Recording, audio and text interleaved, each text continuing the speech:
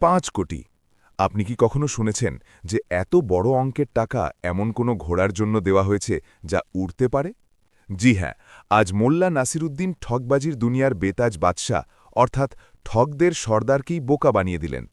এই কাহিনী হল জন্নতের ঘোড়া আর 5 কোটির সবচেয়ে বড় হাওয়াই ঠগবাজির। শেষে যা হয়েছিল, সর্দার ঘোড়ায় চড়ে যে পাহাড় থেকে লাফ দিল, তা দেখে আপনি নিজের হাসি থামাতে পারবেন না। কি সত্যি ঘোড়া উড়তে পারে? চলুন দেখি মোল্লার এখনও পর্যন্ত সবচেয়ে বড় চাল। বন্ধুরা এবং স্বাগত আপনাদের প্রিয় কাহিনী চ্যানেল সালাম ভয়েসে। আজ আমরা মোল্লা নাসিরুদ্দিনের এমন এক গল্প শুনব যেখানে লোভ আর বুদ্ধিমত্তার অদ্ভুত মিশ্রণ আছে।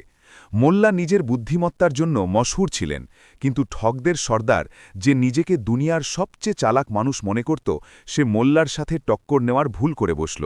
সর্দার জানত যে মোল্লার কাছে একটি রহস্য আছে, আর মোল্লা জানত সর্দারের সবচেয়ে বড় দুর্বলতা অন্ধ লোভ। বন্ধুরা, ধুলো আর ধোঁয়ায় ভরা সন্ধ্যা ছিল। সূর্য নিজের শেষ নিঃশ্বাস নিচ্ছিল, আর আকাশের রং কোনো পুরনো তামার বাসনের মতো মেটে আর লাল হয়ে গিয়েছিল। এটি বুখারা শহরের সীমান্তে অবস্থিত একটি পুরনো সরাইখানা ছিল, যেখানে দুনিয়ার সব মুসাফির, সওদাগর, গোয়েন্দা আর ঠগ নিজের ক্লান্তি মেটাতে আসত। বাতাসে ঝলসানো মাংস, মশলাদার ঝোল আর সস্তা মদের এক মিলিত গন্ধ ভাসছিল। সবদিকে শোরগোল ছিল, কোথাও ঘোড়ার চিহি ডাক, কোথাও মদের নেশায় চুর মুসাফিরদের অট্টহাসি, আর কোথাও নিচু গলায় হাওয়া ষড়যন্ত্রের ফিসফাস। কিন্তু এই শোরগোলের মাঝেও পরিবেশে একটি অদ্ভুত উত্তেজনা অনুভব করা যাচ্ছিল, যেন কোনো তুফান আসার আগের নিস্তব্ধতা শোরগোলের পেছনে লুকিয়ে বসে আছে। এই সরাইখানার নাম ছিল কালী হাভেলি, আর এই নাম এটি পেয়েছিল এখানে হওয়া কালো কারনামার কারণে। এখানকার নিয়ম সোজা ছিল, যার হাতে লাঠি তার হাতেই মোষ, আর এই দিনগুলোতে লাঠি যার হাতে ছিল তার নাম শুনে বড় বড় বীরদের ঘাম ছুটে যেত। সে ছিল ঠগদের বেতাজ বাদশাহ, যাকে লোকে শুধু সর্দার বলে ডাকত। তার আসল নাম কেউ জানত না, আর যে জানার চেষ্টা করেছিল সে জীবিত বেঁচে থাকেনি। বলেন যে সর্দার নিজের জীবনে এত ধনদৌলত লুটেছিল যে সে যদি তা এক জায়গায় জমা করত, তবে হয়তো একটি নতুন শহর সোনা দিয়ে মুড়িয়ে দেওয়া যেত। কিন্তু দৌলতের খিদে সমুদ্রের নোনা জলের মতো হয়, যতই পান করবেন তৃষ্ণা ততই বাড়তে থাকে। সর্দার সেই সন্ধ্যায় সরাইখানার সবচেয়ে খাস অংশে বসেছিল। এই অংশটি বাকি সরাইখানা থেকে একটু উঁচুতে ছিল, যেখানে মখমলের গদি বিছানো ছিল আর রেশমি পর্দা ঝুলছিল। তার চারদিকে তার অনুগত কিন্তু ভয়ঙ্কর সাথীরা বসেছিল, যারা নিজেদের তলোয়ারের হাতলে হাত রেখে প্রত্যেক আসা যাওয়া করা মানুষকে সন্দেহের চোখে দেখছিল। সর্দারের বয়স প্রায় 50-এর আশেপাশে হবে, কিন্তু তার চোখে একটি শিকারী বাজের মতো চমক ছিল। তার দাড়ি খিচুড়ি ছিল, কিন্তু গোঁফ ঘন আর কালো, যা তার মুখকে আরও গাম্ভীর্যপূর্ণ করে তুলছিল। সে নিজের হাতে একটি রূপোর পেয়ালা নিয়ে বসেছিল, কিন্তু তার ধ্যান মদের দিকে ছিল না, বরং সরাইখানার প্রধান দরজার দিকে ছিল। সে খবর পেয়েছিল যে আজ বুখারার রাস্তা দিয়ে কিছু ধনী সওদাগর যাওয়ার কথা, কিন্তু এখনও পর্যন্ত কোনো শিকার জালে ফাঁসল না। মনে হয় আজকের রাত শুকনোই যাবে সর্দার। তার ডান হাত কালিয়া নিচু গলায় বলল। কালিয়ার মুখে একটি পুরনো ক্ষত ছিল, যা তার চোখ থেকে ঠোঁট পর্যন্ত যেত, যার কারণে তার হাসিও ভয়ঙ্কর লাগত। সর্দার পেয়ালা টেবিলের ওপর আছড়ে ফেলল। সবুর কর কালিয়া, শিকার যত অপেক্ষা করায় তার মাংসের স্বাদ তত বেশি হয়। কিন্তু আমার ছোটখাটো মাছ চাই না। আমার মন এখন সোনার উপর মুদ্রায় ভরে গেছে। আমার এমন কিছু চাই যা নায়েব হয়, এমন কিছু যা দুনিয়ায় কারোর কাছে নেই, যা দেখে বাদশাহদের আত্মা কেঁপে উঠবে আর উজিরদের কলজে মুখে চলে আসবে। তার গলায় একটি অদ্ভুত হাহাকার ছিল। এটি ছিল সেই মানুষের হাহাকার, যার কাছে সব থাকা সত্ত্বেও আরও কিছু পাওয়ার লালসা শেষ হয় না। এই লালসাই সেই অন্ধ লোভ যা মানুষকে আকাশ থেকে মাটিতে নামিয়ে আনে। আর বিধাতার খেলা দেখুন, ঠিক সেই সময় সরাইখানার প্রধান দরজা দিয়ে এমন এক ব্যক্তি প্রবেশ করল, যে দেখতে তো খুবই সাধারণ ছিল, কিন্তু যার মাথায় দুনিয়াকে নাচানোর শক্তি ছিল।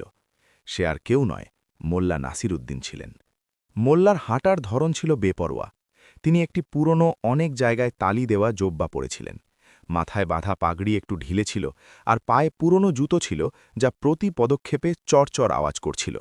ওনার সাথে কোনো লস্কর ছিল না, কোনো হাতিয়ারও ছিল না, শুধু ওনার হাতে একটি কাঠের লাঠি ছিল, আর মুখে এমন এক মাসুম ভাব যেন ওনার দুনিয়ার চালাকির বিন্দুমাত্র জ্ঞান নেই। কিন্তু যারা মোল্লাকে চিনত তারা জানত যে এই সহজ সরল চেহারার আড়ালে এমন এক তুখোর বুদ্ধি আছে যা লোহার ছোলা চিবিয়ে নিতে পারে। মোল্লা সোজা সরাইখানার এক মায় গেলেন, যেখানে ওনার এক পুরনো বন্ধু করিম আগে থেকেই বসে ওনার জন্য অপেক্ষা করছিল। করিম এক সিধা সাধা কিষান ছিল, যে শহরে নিজের ফসল বেচতে এসেছিল। মোল্লাকে দেখেই তার মুখ উজ্জ্বল হয়ে উঠল, কিন্তু মোল্লা ঠোঁটে আঙুল রেখে তাকে শান্ত থাকার ইশারা করলেন। মোল্লা সরাইখানার ওপর একবার নজর বোলালেন। ওনার তেজ নজর এক পলকের জন্য সর্দার আর তার দলের ওপর স্থির হল, তারপর খুব কায়দায় সরে গেল, যেন তিনি ওখানে বিশেষ কিছুই দেখেননি। কিন্তু হাকিকাত এই ছিল যে মোল্লা এখানে ইত্তেফাক বা কাকতালীয়ভাবে আসেননি। এই জাল তিনি বুনেছিলেন, আর শিকার তিনি নিজে চলে এসেছিলেন। কিন্তু শিকারীর এই অহংকার ছিল যে সে শিকার করতে বসেছে। মোল্লা আর করিম এক ছোট ভাঙাচোরা টেবিলের কাছে বসে পড়লেন, যা সর্দারের মখমলের আসন থেকে খুব দূরে ছিল না, কিন্তু এত কাছেও নয় যে ওনাদের কথা সহজে শোনা যেতে পারে, যতক্ষণ না কেউ কান লাগিয়ে শোনে। মোল্লা জোরে আওয়াজ দিলেন, ও ভাই, দুপেয়ালা চা নিয়ে এসো, আর একটু কড়া করে বানাবে, মাথার রগ ঢিলে হয়ে গেছে। ওনার আওয়াজে সর্দারের ধ্যান ভাঙল। সে আর চোখে সেই ফকিরকে দেখল, আর তারপর তাচ্ছিল্য ভরে মুখ ফিরিয়ে নিল। তার মনে হলো এটি কোনো মামুলি পাগল। চা এলো। মোল্লা চুমুক দিয়ে এক লম্বা শ্বাস নিলেন। তারপর তিনি টেবিলের ওপর একটু ঝুঁকে করিমের সাথে ফিসফিস করে কথা বলতে শুরু করলেন, কিন্তু ওনার ফিসফাস এমন ছিল যে হাওয়ার ঝাপটা তা সর্দারের কান পর্যন্ত পৌঁছে দেওয়ার কাজ ভালোভাবেই করছিল। একে স্টেজ হুইসপার বলে, এক কলা যার মাহির শুধু জান্দ্রেল শিল্পীরাই হয়। করিম ভাই, মোল্লা বিষণ্ণ স্বরে বললেন, আমি বড় বিপদে পড়েছি। খোদা জানে, এমন বিপদ যেন শত্রুর ওপরও না আসে। করিম, যে এই নাটকের অংশ ছিল না, সে সত্যি সত্যি ঘাবড়ে গেল। কি হয়েছে মোল্লাজি, সব ঠিক আছে তো? বেগম সাহেবা কি আবার ঘর থেকে বের করে দিলেন? মোল্লা মাথা নাড়লেন। আরে না, ওটা তো রোজকার ব্যাপার। সমস্যা তার থেকেও অনেক বড়। সমস্যা হলো আমার সেই জানোয়ারটাকে নিয়ে। সেই আপদ আমার রাতের ঘুম হারাম করে দিয়েছে। সর্দার, যে এখন পর্যন্ত নিজের সাথীদের সাথে কথা বলছিল, হঠাৎ খামোশ হয়ে গেল। জানোয়ার শব্দটি তার কান খাড়া করে দিয়েছিল। ঠগের দুনিয়ায় প্রায়ই কোড ওয়ার্ডস বা সাংকেতিক ভাষার ব্যবহার হতো। তার মনে হল হয়তো এই দুই মামুলি দেখতে মানুষ কোনো বড় গুপ্তধন বা কোনো দামি জাতের জানোয়ারের কথা বলছে। সে নিজের হাতের ইশারায় কালিয়াকে চুপ থাকতে বলল, আর নিজের কান মোল্লার দিকে লাগিয়ে দিল। করিম মাসুমভাবে জিজ্ঞাসা করল, কোন জানোয়ার মোল্লাজি? আপনার সে গাধাটা? ও তো কবেই মরে গিয়েছে। আরে ধীমে বলো আমার ভাই। মোল্লা ঘাবড়ে গিয়ে এদিক ওদিক দেখলেন, যেন কোনো গোপন কথা ফাঁস হয়ে যাওয়ার ভয় আছে। গাধা নয়, ওটা হলো সেই তুফানি, যাকে আমার পরদাদা বাগদাদের এক জাদুঘরের কাছ থেকে জুয়ায় জিতেছিলেন। সেই ঘোড়া, যা ঘোড়া কম আর আপদ বেশি। ঘোড়া? করিম অবাক ছিল। কিন্তু মোল্লাজি, আপনার তো খাবার জোগাড় করতেই কষ্ট হয়, আপনি ঘোড়া কিভাবে পালছেন, আর তাও আবার জাদুঘরের? মোল্লা এক গভীর দীর্ঘশ্বাস ছাড়লেন। এটাই তো কান্নার বিষয়। ওটা কোনো মামুলি ঘোড়া নয় করিম, ওটা হলো জন্নতের ঘোড়া। ওর জাত এই মাটির নয়। আমার পরদাদা বলতেন যে ও হাওয়ার সাথে কথা বলে না, বরং হাওয়া ওর ওপর সাওয়ারি করে। সমস্যা এই যে এখনও বড় হয়ে গেছে, ওর শক্তি বেড়ে গেছে। কাল রাতে তো গজব হয়ে গিয়েছিল। সর্দার এখন নিজের চেয়ারের কিনারায় চলে আসলো। তার পেয়ালা হাতেই জমে গিয়েছিল। জন্নতের ঘোড়া, হাওয়ায় সাওয়ারি, এই শব্দগুলো তার লোভী মাথায় বারুদের ফুলকির মতো পড়ছিল। করিম উৎসুকভাবে জিজ্ঞাসা করল, কি হয়েছিল কাল রাতে? মোল্লা আর করিম আরও ঝুঁকে পড়লেন। এখন ওনাদের আওয়াজ আরও নিচু হয়ে গেল, যার ফলে সর্দারকে শোনার জন্য নিজের ঘাড় একটু আরও তাড়া করতে হল। কাল রাতে আমি ওকে জল খাওয়াতে নিয়ে গিয়েছিলাম। ও হঠাৎ বিগড়ে গেল, আর দেখতে দেখতে, বিশ্বাস করবে না করিম, ও মাটি ছুঁয়ে উড়ে গেল। আমার হাত থেকে লাগাম ছুটে গেল, আরও সোজা ছাদের ওপর। যদি আমি ওর পায়ে সেই তিলিস্মি জাদুকরি জিঞ্জির না বাঁধতাম, তবে খোদার কসম ও মেঘের ওপারে চলে যেত। বড় কষ্টে ওকে নিচে নামালাম। এখন আমার ভয় হচ্ছে যে কোনোদিনও উড়ে যাবে, আর আমি চেয়ে চেয়ে দেখব। আর সবচেয়ে বড় বিপদ এই যে ওকে মাটিতে রাখা ওর অপমান, আর আমার কাছে ওকে ওড়ানোর জায়গা নেই। সর্দারের চোখে চমক চলে আসলো। একটি উড়ন্ত ঘোড়া, এটি তো কোনো স্বপ্নের মতো ছিল। যদি তার কাছে এমন ঘোড়া থাকে, তবে সে কি না করতে পারে। উঁচু দেওয়াল টপকে যে কোনো মহলে ঢুকে পড়তে পারে, যে কোনো ফৌজের ওপর দিয়ে উড়ে বেরিয়ে যেতে পারে, আর সবচেয়ে বড় কথা, পুরো দুনিয়ায় তার নাম ছড়িয়ে পড়বে। সে শুধু ঠগদের সর্দার নয়, বরং হাওয়ার বাদশা হয়ে যাবে। কিন্তু সর্দার কাঁচা খেলোয়াড় ছিল না। তার মনে হল হতে পারে এই বুড়ো গুল মারছে। সে ধ্যান দিয়ে মোল্লার মুখ দেখল।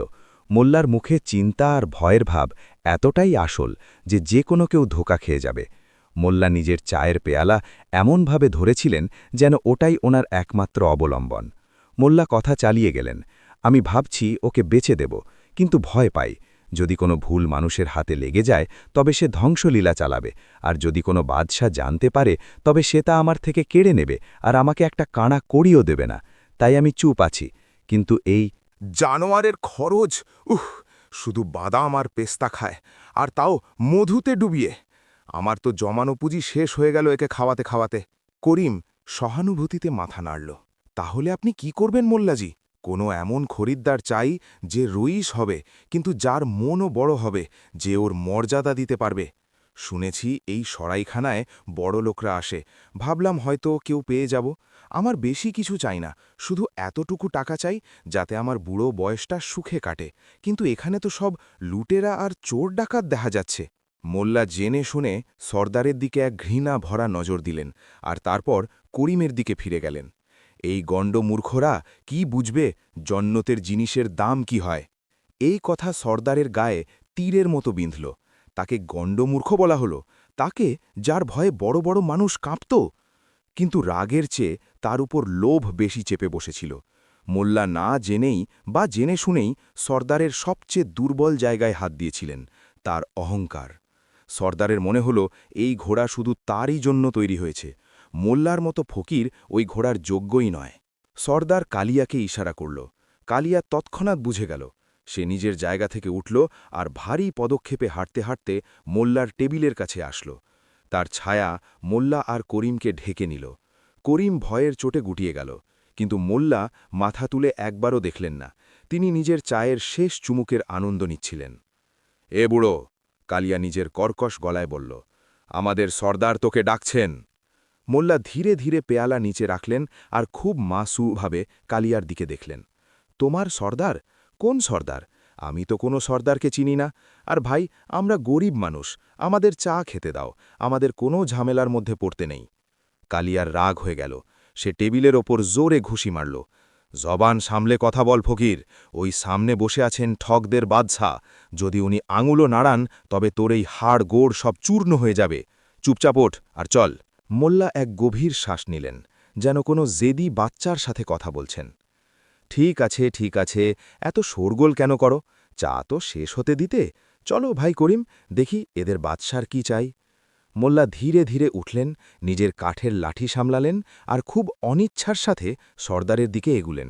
করিমও ওনার পেছনে পেছনে ভয়ে ভয়ে হাঁটছিল। পুরো সরাইখানার নজর এখন এই কামাশার ওপর ছিল। সবাই ভাবছিল যে আজ এই গরিব মোল্লার দফারফা হবে। কেউ আন্দাজ করতে পারেনি যে দফারফা মোল্লার নয়, বরং অন্য কারুর হতে চলেছে। সর্দারের সামনে পৌঁছে মোল্লা না তো সালাম করলেন, না তো মাথা নোয়ালেন। তিনি শুধু সোজা দাঁড়িয়ে সর্দারকে দেখতে লাগলেন। সর্দারও ওনাকে ওপর থেকে নিচ পর্যন্ত দেখল। শুনেছি তোমার কাছে কোনো নায়েব জিনিস আছে? সর্দার ভারী আওয়াজে জিজ্ঞাসা করল। তার চোখে শেয়ালের মতো চালাকি ছিল। মোল্লা কাঁধ উচালেন। আমার কাছে তো শুধু গরিবই আছে হুজুর, আর তা দুর্লভ নয়, বরং খুব সাধারণ, প্রত্যেক দ্বিতীয় মানুষের কাছে আছে। সর্দার হাসল, একটি শুকনো নিষ্ঠুর হাসি। কথা ঘোরানো বন্ধ কর বুড়ো, আমি সব শুনে নিয়েছি। ওই ঘোড়া যা উড়ে বেড়ায়, জন্নতের ঘোড়া। মোল্লার মুখ ফ্যাকাশে হয়ে গেল। আরও একটি চমৎকার অভিনয়। তিনি ঘাবড়ে গিয়ে এদিক ওদিক দেখলেন। হাওয়ায় ঘোড়া? কে বলে? লোকে তো কত গুজবই রটায়। আমি তো শুধু একটা গল্প শোনাচ্ছিলাম আমার বন্ধুকে, বাচ্চাদের গল্প, পড়ি আর উড়ন্ত ঘোড়ার গল্প। বাস্তবে কোথাও ঘোড়া ওড়ে নাকি? সর্দার টেবিলের ওপর রাখা খঞ্জর তুলল আর তা দিয়ে নিজের নখ পরিষ্কার করতে লাগল। মিথ্যে বলা স্বাস্থ্যের জন্য ভালো নয় মোল্লা। আমার চোখ আর কান ধোকা খায় না। আমি তোমার আওয়াজে সেই ভয় দেখেছিলাম, সেই টেনশন দেখেছিলাম, যা সত্যি কথা বললেই আসে। তুমি ওটা বেচতে চাও আর আমি ওটা কিনতে চাই। মোল্লা নিজের লাঠি কষে ধরলেন। দেখুন হুজুর, যদি কোনো ঘোড়া থাকতেও তবে তা বিক্রির জন্য হতো না। ওটা খানদানি আমানত, আর এমনিতে ওই ঘোড়া খুব খতরনাক। আম ইনসানদের, অর্থাৎ সাধারণ মানুষদের আয়ত্তের বাইরে। ওটাকে সামলানো। আম ইনসান? সর্দার গর্জে উঠল। তুই জানিস আমি কে? আমি সিংহের শিকার খঞ্জর দিয়ে করেছি। আমি তুফানি দরিয়া সাঁতরে পার করেছি। আমার জন্য দুনিয়ায় কোনো জিনিস খতরনাক নয়। আমার ওই ঘোড়া চাই, দাম বল। মোল্লা এখন একটু শক্ত হলেন। হুজুর, আপনি বুঝছেন না, ওটা শুধু একটি জানোয়ার নয়, ওর মধ্যে রুহানি অর্থাৎ আধ্যাত্মিক শক্তি আছে। ও নিজের মালিককে চেনে। যদিও আপনাকে কবুল না করে, তবে প্রাণের ঝুঁকি হতে পারে। আর ওর দাম মুদ্রায় মাপা যেতে পারে না। সর্দারের লোভ এখন টকবক করছিল। মোল্লা যতটা মানা করছিলেন, সর্দারের জেদ ততটাই বাড়ছিল। এটাই মানব স্বভাব। যে জিনিস সহজে পাওয়া যায় তার মূল্য থাকে না, আর যা পাওয়া যায় না তার জন্য মানুষ পাগল হয়ে যায়। সব জিনিসের দাম হয় মোল্লা। সর্দার নিজের গলা থেকে একটি ভারী সোনার চেন খুলে টেবিলের উপর ছুঁড়ে মারল। এটা তো শুধু শুরু, মুখ চাওয়া দাম পাবি, কিন্তু শর্ত এই যে ঘোড়া আসলি হতে হবে। যদি তুই আমাকে বোকা বানানোর চেষ্টা করিস, তবে তোর চামড়া দিয়ে ভুসি ভরিয়ে দেব। মোল্লা সোনার চেনের দিকে দেখলেন, কিন্তু তা তুললেন না। ওনার মুখে একটি দ্বিধা ছিল। হুজুর, আপনি জেদ করছেন, কিন্তু আমি আপনাকে সাবধান করে দিই। ওই ঘোড়া হাওয়াই ঘোড়া। ও মাটির ধুলো পছন্দ করে না।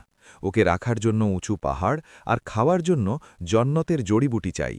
আপনি কি এসব করতে পারবেন? আমি সর্দার, আমার ইশারায় পাহাড় খোঁড়া যেতে পারে। সর্দার চিৎকার করে বলল, তুই শুধু এটা বল, কি ওটা কি সত্যিই ওড়ে? মোল্লা এক পলকের নীরবতা পালন করলেন। সরাইখানায় পিনপতন নিস্তব্ধতা ছেয়ে গেল। তারপর মোল্লা ধীরে ধীরে খুব রহস্যময় ঢঙে বললেন, ওড়ে হুজুর, ও ওড়ে না, ও হাওয়ার হুকুমরান, অর্থাৎ অধিপতি। যখন ও নিজের ডানা, যা দেখা যায় না কিন্তু অনুভব করা যায়, ঝাপটায়, তখন মেঘকে ছিঁড়ে নক্ষত্রদের কাছে পৌঁছে যায়। আমি নিজের চোখে ওকে পূর্ণিমার রাতে চাঁদের জ্যোৎস্না পান করতে দেখেছি। সর্দার মন্ত্রমুগ্ধ হয়ে গেল। সে নিজের জীবনে অনেক নারী, অনেক মহল আর অনেক খাজানা দেখেছিল, কিন্তু জ্যোৎস্না পান করা ঘোড়া, এটি তো কল্পনারও বাইরে ছিল। তার এখন যে কোনো মূল্যে ওই ঘোড়া চাইই চাই। ঠিক আছে, সর্দার ফয়সালা শুনিয়ে দিল। কাল সকালে তুমি ওই ঘোড়াকে নিয়ে আমার হাভেলিতে আসবে। যদিও সত্যি উড়ন্ত ঘোড়া বেরোয়, তবে আমি তোকে মালামাল করে দেব। কিন্তু যদি তুই না আসিস। মোল্লা হাত তুললেন। আমি আসব, কিন্তু আমারও একটি শর্ত আছে। শর্ত? কালিয়া এগোল। ভিখারি এখন শর্ত রাখবে? সর্দার কালিয়াকে থামাল। বল, কি শর্ত? মোল্লা এক গভীর শ্বাস নিলেন আর সর্দারের চোখে সোজা তাকালেন।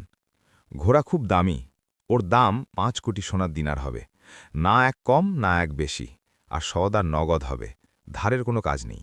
আর সবচেয়ে বড় কথা, যতক্ষণ আপনি পুরো টাকা দিয়ে দিচ্ছেন না, আপনি ঘোড়াকে ছুঁতেও পারবেন না। দূর থেকে দেখতে পারেন, কিন্তু হাত লাগাতে পারবেন না। 5 কোটি! পুরো সরাইখানায় যেন কেউ বোমা ফাটিয়ে দিল। লোক নিজের চেয়ার থেকে পুড়ে যাওয়ার উপক্রম হল। 5 কোটিতে তো অনেক রাজ্য কেনা যেত। করিমের মুখ হাঁ হয়ে গেল। তার মনে হল মোল্লা পাগল হয়ে গিয়েছেন। সর্দার এবার নিশ্চয়ই ওনার মাথা কেটে ফেলবে। সর্দার ও এক পলকের জন্য স্তম্ভিত হয়ে গেল। 5 কোটি অনেক বড় অঙ্ক ছিল। তার এ যাবৎকাল লুটা করা অর্ধেক দৌলত। কিন্তু তারপর তার মাথায় সেই ছবি ভেসে উঠল। সে উড়ন্ত ঘোড়ায় চড়ে আকাশ থেকে দুনিয়া দেখছে। লোকে তাকে ভগবান মানছে। তার অমরতা, তার শক্তি, 5 কোটি তার সামনে কিছুই ছিল না। সর্দারের মুখে এক কুটিল হাসি আসল। সে ভাবল, একবার ঘোড়া আমার হাতে লেগে যাক, তারপর এই বুড়োকে মেরে নিজের টাকা ফেরত নিয়ে নেব। কে জিজ্ঞাসা করবে এই ফকিরের কথা? সে মোল্লার দিকে হাত বাড়াল। মঞ্জুর আছে 5 কোটি। কাল সকালে শয়তানের পাহাড়ের নিচে আমার হাভেলি আছে, ওখানে চলে এসো। আর মনে রেখো মোল্লা, যদি ঘোড়া না ওড়ে, তবে তুই উড়বি, পাহাড়ের চূড়া থেকে ডানা ছাড়াই। মোল্লা না ডরে সর্দারের হাত ধরলেন। জন্নতের ঘোড়া কখনো ধোকা দেয় না হুজুর, ধোকা তো মানুষের নিয়ত দেয়। কাল সকালে দেখা হবে। মোল্লা ঘুরলেন আর করিমকে নিয়ে সরাইখানা থেকে বেরিয়ে গেলেন। বাইরে আসতেই করিম মোল্লার হাত ধরে ফেলল। সে কাঁপছিল। মোল্লাজি, এটা আপনি কি করলেন? 5 কোটি আর উড়ন্ত ঘোড়া! আপনার কাছে তো শুধু ওই মরণাপন্ন বাহাদুর আছে, যে হাঁটতেও হাঁপান। আমরা মারা যাব মোল্লাজি, আমরা কাল সকাল হওয়ার আগেই পালিয়ে চলি অন্য কোনো মুলুকে। মোল্লা রাতের ঠান্ডা হাওয়ায় হাসলেন। ওনার চোখে সেই দুষ্টুমি ছিল যা ছোটবেলায় থাকত। তিনি করিমের কাঁধে হাত রাখলেন। আরে করিম, তুমি বড় ঘাবড়ে যাও। আমি তাকে জন্নতের ঘোড়া বেচার ওয়াদা করেছি, আর আমি তাকে সেটাই দেব। রইল কথা ওড়ার, তো উড়তে তো সবাইকে হবে একদিন, কাউকে ঘোড়ায় চড়ে তো কাউকে নিজের মূর্খতার ডানায়। কিন্তু মোল্লাজি, ও সর্দার, ও আমাদের কাঁচা চিবিয়ে খাবে। ও সর্দার হবে নিজের ঘরে। মোল্লা নিজের পাগড়ি ঠিক করলেন, কিন্তু লোভ সেই আপদ যা সিংহকেও ইদুলের খাঁচায় ফাঁসিয়ে দেয়। আজ আমি চারা ফেলেছি, মাছটা গিলে নিয়েছে। এখন কাল আমরা ওকে বড়শিতে ফাঁসাব। শুধু তুমি দেখে যাও, তামাশা তো এখন শুরু হয়েছে। মোল্লা নাসিরুদ্দিন নিজের লাঠি ঘোরাতে ঘোরাতে অন্ধকার রাস্তায় এগিয়ে গেলেন, এক এমন পরিকল্পনা বাস্তবায়ন করার জন্য যা ইতিহাসের সবচেয়ে বড় আর সবচেয়ে মজাদার ঠকবাজি হতে চলেছিল। ওদিকে সরাইখামে সর্দার সারা রাত ঘুমোতে পারল না।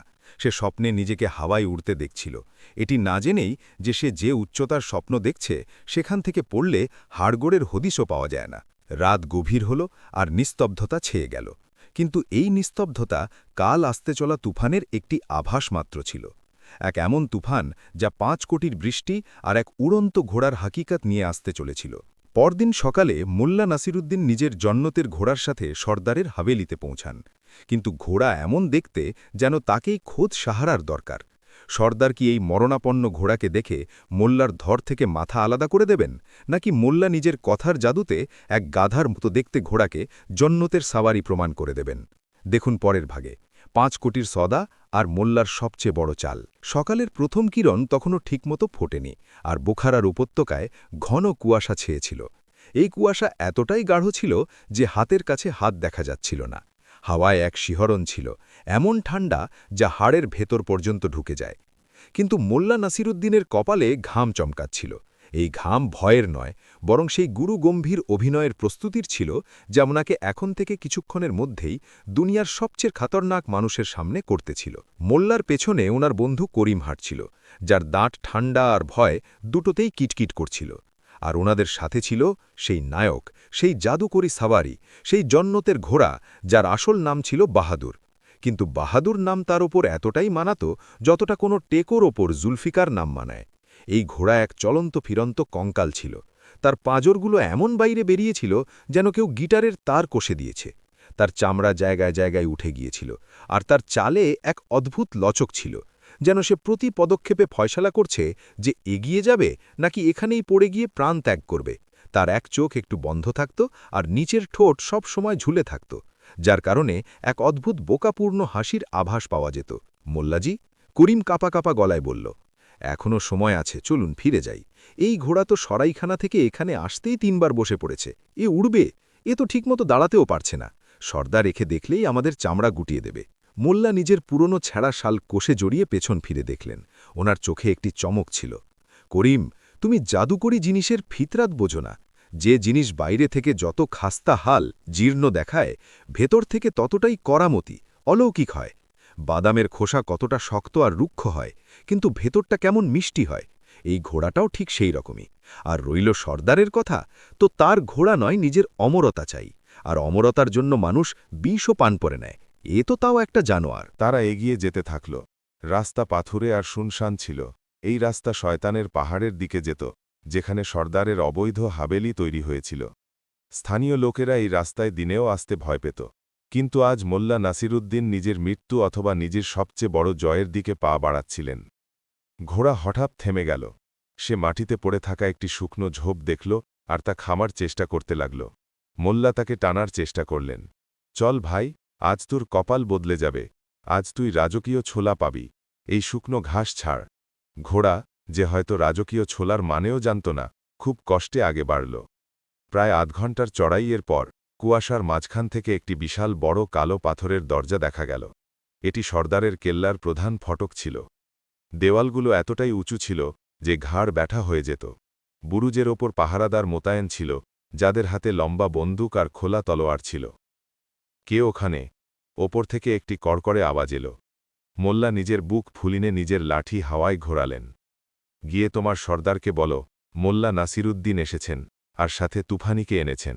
সওদা পুরো করার সময় এসে গিয়েছে। ওপরে এক পলকের নিস্তব্ধতা রইল।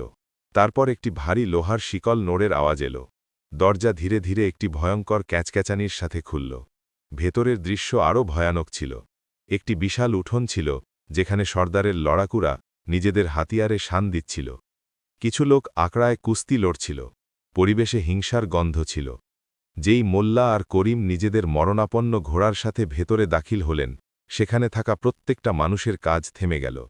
সবার নজর ওই ঘোড়ার ওপর গিয়ে স্থির হল। এক পলকের নিস্তব্ধতা ছেয়ে রইল, আর তারপর একটি জোরালো অট্টহাসি ফেটে পড়ল। একটি মোটা পাহারাদার নিজের পেট ধরে হাসতে লাগল। আরে দেখো দেখো, সর্দারের তুফানি ঘোড়া এসে গিয়েছে। আরে একে তো ফু দিলেই পড়ে যাবে। অন্যজন চিৎকার করে বলল, ও মোল্লা, এটা ঘোড়া নাকি ঘোড়ার ভূত? একে কবর থেকে খুঁড়ে এনেছ নাকি? হাসির ঢেউ পুরো হাবেলিতে ছড়িয়ে পড়ল। করিম লজ্জা আর ভয়ে মাটির নিচে ঢুকে যেতে চাইছিল, কিন্তু মোল্লার মুখে চিন্তার রেখা পর্যন্ত ছিল না। তিনি শান্তভাবে হাঁটতে লাগলেন, যেন তিনি কোনো রাজদরবারে প্রবেশ করছেন আর লোকে ওনার প্রশংসা করছেন। তখনই সামনের বারান্দা থেকে একটি গম্ভীর আওয়াজ এলো, যা সবার হাসিতে তালা লাগিয়ে দিল। খামোশ। এটি সর্দার ছিল। সে একটি কালো জব্বায় মোড়ানো ছিল, আর তার গলায় মুক্তোর মালা ছিল। সে সিঁড়ি দিয়ে নিচে নামছিল। তার হাঁটার মধ্যে একটি শিকারী সিংহের মতো ধীর গতি ছিল। সে সোজা মোল্লার কাছে এসে থেমে গেল। তার নজর মোল্লার ওপর নয়, ঘোড়ার ওপর ছিল। সর্দার ঘোড়াটিকে মাথা থেকে পা পর্যন্ত দেখল। তার ঝুলে যাওয়া চামড়া, তার কাঁপতে থাকা পা, তার বোঝা চোখ। সর্দারের মুখ রাগে লাল হয়ে গেল। তার চোখে রক্ত নেমে আসল। সে ঝটকা দিয়ে নিজের কোমর থেকে তলোয়ার বের করে নিল। তলোয়ারের চমক দেখে করিম প্রায় বেহুশ হয়ে যাওয়ার উপক্রম হল। মোল্লা! সর্দার গর্জে উঠল। তার গলায় এত আতঙ্ক ছিল যে পাশে বাঁধা আসল ঘোড়াগুলোও ডাকতে লাগল। কি এই জঘন্য রসিকতা! আমি 5 কোটির কথা বলেছিলাম, জন্নতের ঘোড়ার কথা বলেছিলাম, আর তুই আমার সামনে এই পচা গাধা নিয়ে এসেছিস। তুই আমার অপমান করেছিস। আজ আমি তোর ঘাড় আর এই জানোয়ারের ঘাড় একসাথে কাটব। সর্দার তলোয়ার ওপরে তুলল। করিম নিজের চোখ বন্ধ করে নিল আর দোয়া পড়তে লাগল। কিন্তু তলোয়ার নিচে পড়ল না, কারণ মোল্লা নাসিরুদ্দিন জোর জোরে হাসতে শুরু করেছিলেন। এই হাসি ঘাবড়ে যাওয়ার ছিল না, এটি ছিল এক মুক্ত ব্যঙ্গাত্মক হাসি। সর্দার থমকে গেল। হাসছিস? মৃত্যু মাথার ওপর দাঁড়িয়ে আছে আর তুই হাসছিস? মোল্লা নিজের হাসি থামালেন, নিজের চোখ থেকে জল মুছলেন আর সর্দারের চোখে সোজা তাকালেন। ওনার গলায় একটি অদ্ভুত অধিকার ছিল। সর্দার, আমি এই জন্য হাসছি যে দুনিয়া যাকে বুদ্ধিমানের সর্দার বলে, সেও সাধারণ মানুষের মতো শুধু চামড়া দেখে, রুহ নয়।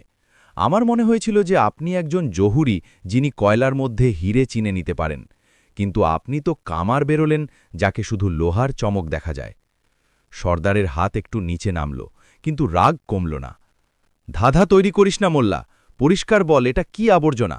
উড়ন্ত ঘোড়ার এমন দেখতে হয়? যার পায়ে জোর নেই সে আকাশ নাববে?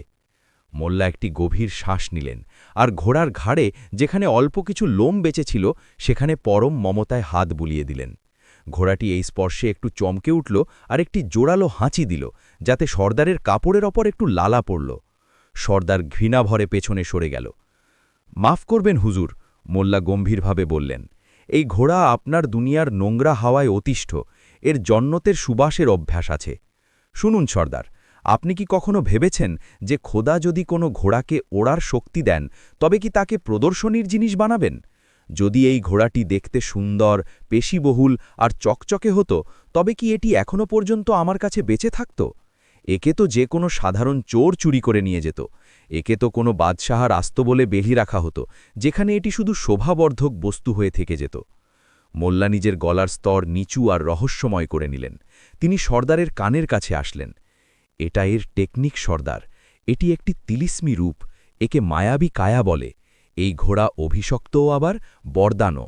একে এর আসল শক্তি লুকোনোর জন্য এই রূপ ধরতে হয়। এটি ততক্ষণ পর্যন্ত এমনই বুড়ো আর লাচার দেখাবে যতক্ষণ না এটি এর আসল মালিককে খুঁজে পায়, সেই মালিক যে এর কুৎসিত দেহের ওপারে এর রুহানি শক্তি দেখতে পাবে। সর্দার এখন একটু বিভ্রান্ত ছিল। লোভ আর সন্দেহের মাঝে তার মাথা দুলছিল। তার মানে এটি নাটক করছে? একেবারে, মোল্লা জোশ দিয়ে বললেন, দেখুন, সাধারণ ঘোড়া ঘাস খায়, এই ঘোড়া সবুর, ধৈর্য খায়। সাধারণ ঘোড়া মাটিতে দৌড়ায়, এটি হাওয়ার অপেক্ষা করে। এর এই অবস্থা এই জন্য কারণ এটি মাটিতে থাকার জন্য তৈরিই হয়নি। মাটির মাধ্যাকর্ষণ একে অসুস্থ করে দেয়। যেমন মাছকে জল থেকে বের করে নিলে সে ছটপট করে, ঠিক তেমনি এই ঘোড়া মাটিতে ছটপট করছে। এর আকাশ চাই সর্দার, আকাশ। যেই এটি হাওয়ায় যাবে এর এই ঢিলেঢালা কাঠামো টান টান হয়ে যাবে, এর চোখে বিদ্যুৎ চমকাতে থাকবে, আর এর পা থেকে আগুন বেরোবে। সর্দার ঘোড়াটির দিকে আবার তাকালো। এখন তার কাছে ওই ঘোড়াটি ততটা খারাপ লাগছিল না। মোল্লার কথাগুলো তার মাথায় জাদু করে দিয়েছিল। মানুষ সেটাই দেখতে চায় যা তার উপকারে আসে। সর্দারের মনে হলো হয়তো মোল্লা সত্যি বলছেন, জাদুকরী জিনিস প্রায়ই অদ্ভুত হয়। কিন্তু সর্দার সন্দেহ প্রকাশ করল। আমি কি করে বিশ্বাস করি? 5 কোটি অনেক বড় অঙ্ক। আমার প্রমাণ চাই। আমাকে দেখাও যে এর মধ্যে স্পেশাল কিছু আছে। এটি সবচেয়ে কঠিন মুহূর্ত ছিল। মোল্লা জানতেন যে এখন যদি ভুল হয় তবে খেলা খতম। ওনাকে এমন কোনো অলৌকিক কিছু দেখাতে হবে যা আদতে অলৌকিক নয়, কিন্তু দেখতে অলৌকিক মনে হবে। মোল্লা ঘোড়ার কাছে গেলেন। তিনি পকেট থেকে লুকিয়ে একটি ছোট সুই বের করলেন আর ঘোড়ার পেছনের অংশে খুব ধীরে করে ফুটিয়ে দিলেন। ঘোড়াটি যে এখনও পর্যন্ত ঝিমুচ্ছিল, হঠাৎ ব্যথা আর চমকে ওঠার কারণে পেছনের পায়ে দাঁড়িয়ে গেল আর জোরে চিৎকার করে উঠল। মোল্লা তক্ষুনি চিৎকার করলেন, পেছনে হটো সব, পেছনে হটো, এর শক্তি জেগে উঠছে। ঘোড়াটি নিজের সামনের পা হাওয়ায় ছুড়ল, সম্ভবত ভারসাম্য রক্ষার জন্য, কিন্তু মোল্লা একে অন্যই রূপ দিলেন। দেখছেন সর্দার, এটি মাটিতে লাথি মারছে, এটি বলছে যে আমাকে ছেড়ে দাও, আমাকে ওপরে যেতে হবে, এর চোখের দিকে দেখুন। সর্দার খতিয়ে দেখল, ব্যথার কারণে ঘোড়ার চোখগুলো বড় হয়ে গিয়েছিল আর মণিগুলোও বড় দেখাচ্ছিল। সর্দারের মনে হল সত্যিই হয়তো কোনো শক্তি জেগে উঠছে। মোল্লা ঘোড়ার লাগাম শক্ত করে ধরলেন আর তাকে শান্ত করার নাটক করলেন। শান্ত হয়ে যা আমার বন্ধু, শান্ত হ তুফানি, এখনও সময় আসেনি, এই সর্দার এখন পরীক্ষা নিচ্ছেন। ঘোড়াটি ধীরে ধীরে শান্ত হল, কারণ ব্যথা কমে গিয়েছিল। মোল্লা ঘামে ভিজে যাওয়ার নাটক করে সর্দারের কাছে ফিরলেন। হুজুর, আপনি দেখলেন সামান্য একটু শক্তি বাইরে আসলো আর এতেই মাটি কাঁপিয়ে দিল। যদি আমি একে না থামাতাম তবে এটি এখনই ছাদ ভেঙে বেরিয়ে যেত। সর্দার এখন অনেকটাই প্রভাবিত ছিল, কিন্তু সে পাকা ব্যবসায়ী ছিল। ঠিক আছে, মানলাম এর মধ্যে জান আছে, কিন্তু ওরা আলাদা ব্যাপার। আমি একে এক্ষুনি উড়িয়ে দেখতে চাই। মোল্লার পেটে ব্যথা হতে শুরু করল। এ তো অনর্থ হয়ে যাবে। যদি এক্ষুনি ওড়ানোর চেষ্টা করা হয় তবে ঘোড়া পাহাড় থেকে নিচে পড়বে আর মোল্লা তলোয়ারের ধারে। ওনার সময়ের দরকার ছিল। সর্দার, মোল্লা অবাক হয়ে বললেন, আপনি কি পাগল হয়ে গিয়েছেন? আপনি কি কাঁচা ফল পেড়ে খান? এই ঘোড়াকে ওড়ার জন্য তৈরি করতে হয়। এটি কোনো ঘুড়ি নয় যে যখন খুশি উড়িয়ে দিলেন। এটি একটি রুহানি প্রক্রিয়া, একে সিদ্ধ করতে হয়। কেমন সিদ্ধি? সর্দার জিজ্ঞাসা করল। নিয়ম, খুব কঠিন নিয়ম। মোল্লা নিজের আঙুলে গুনতে শুরু করলেন।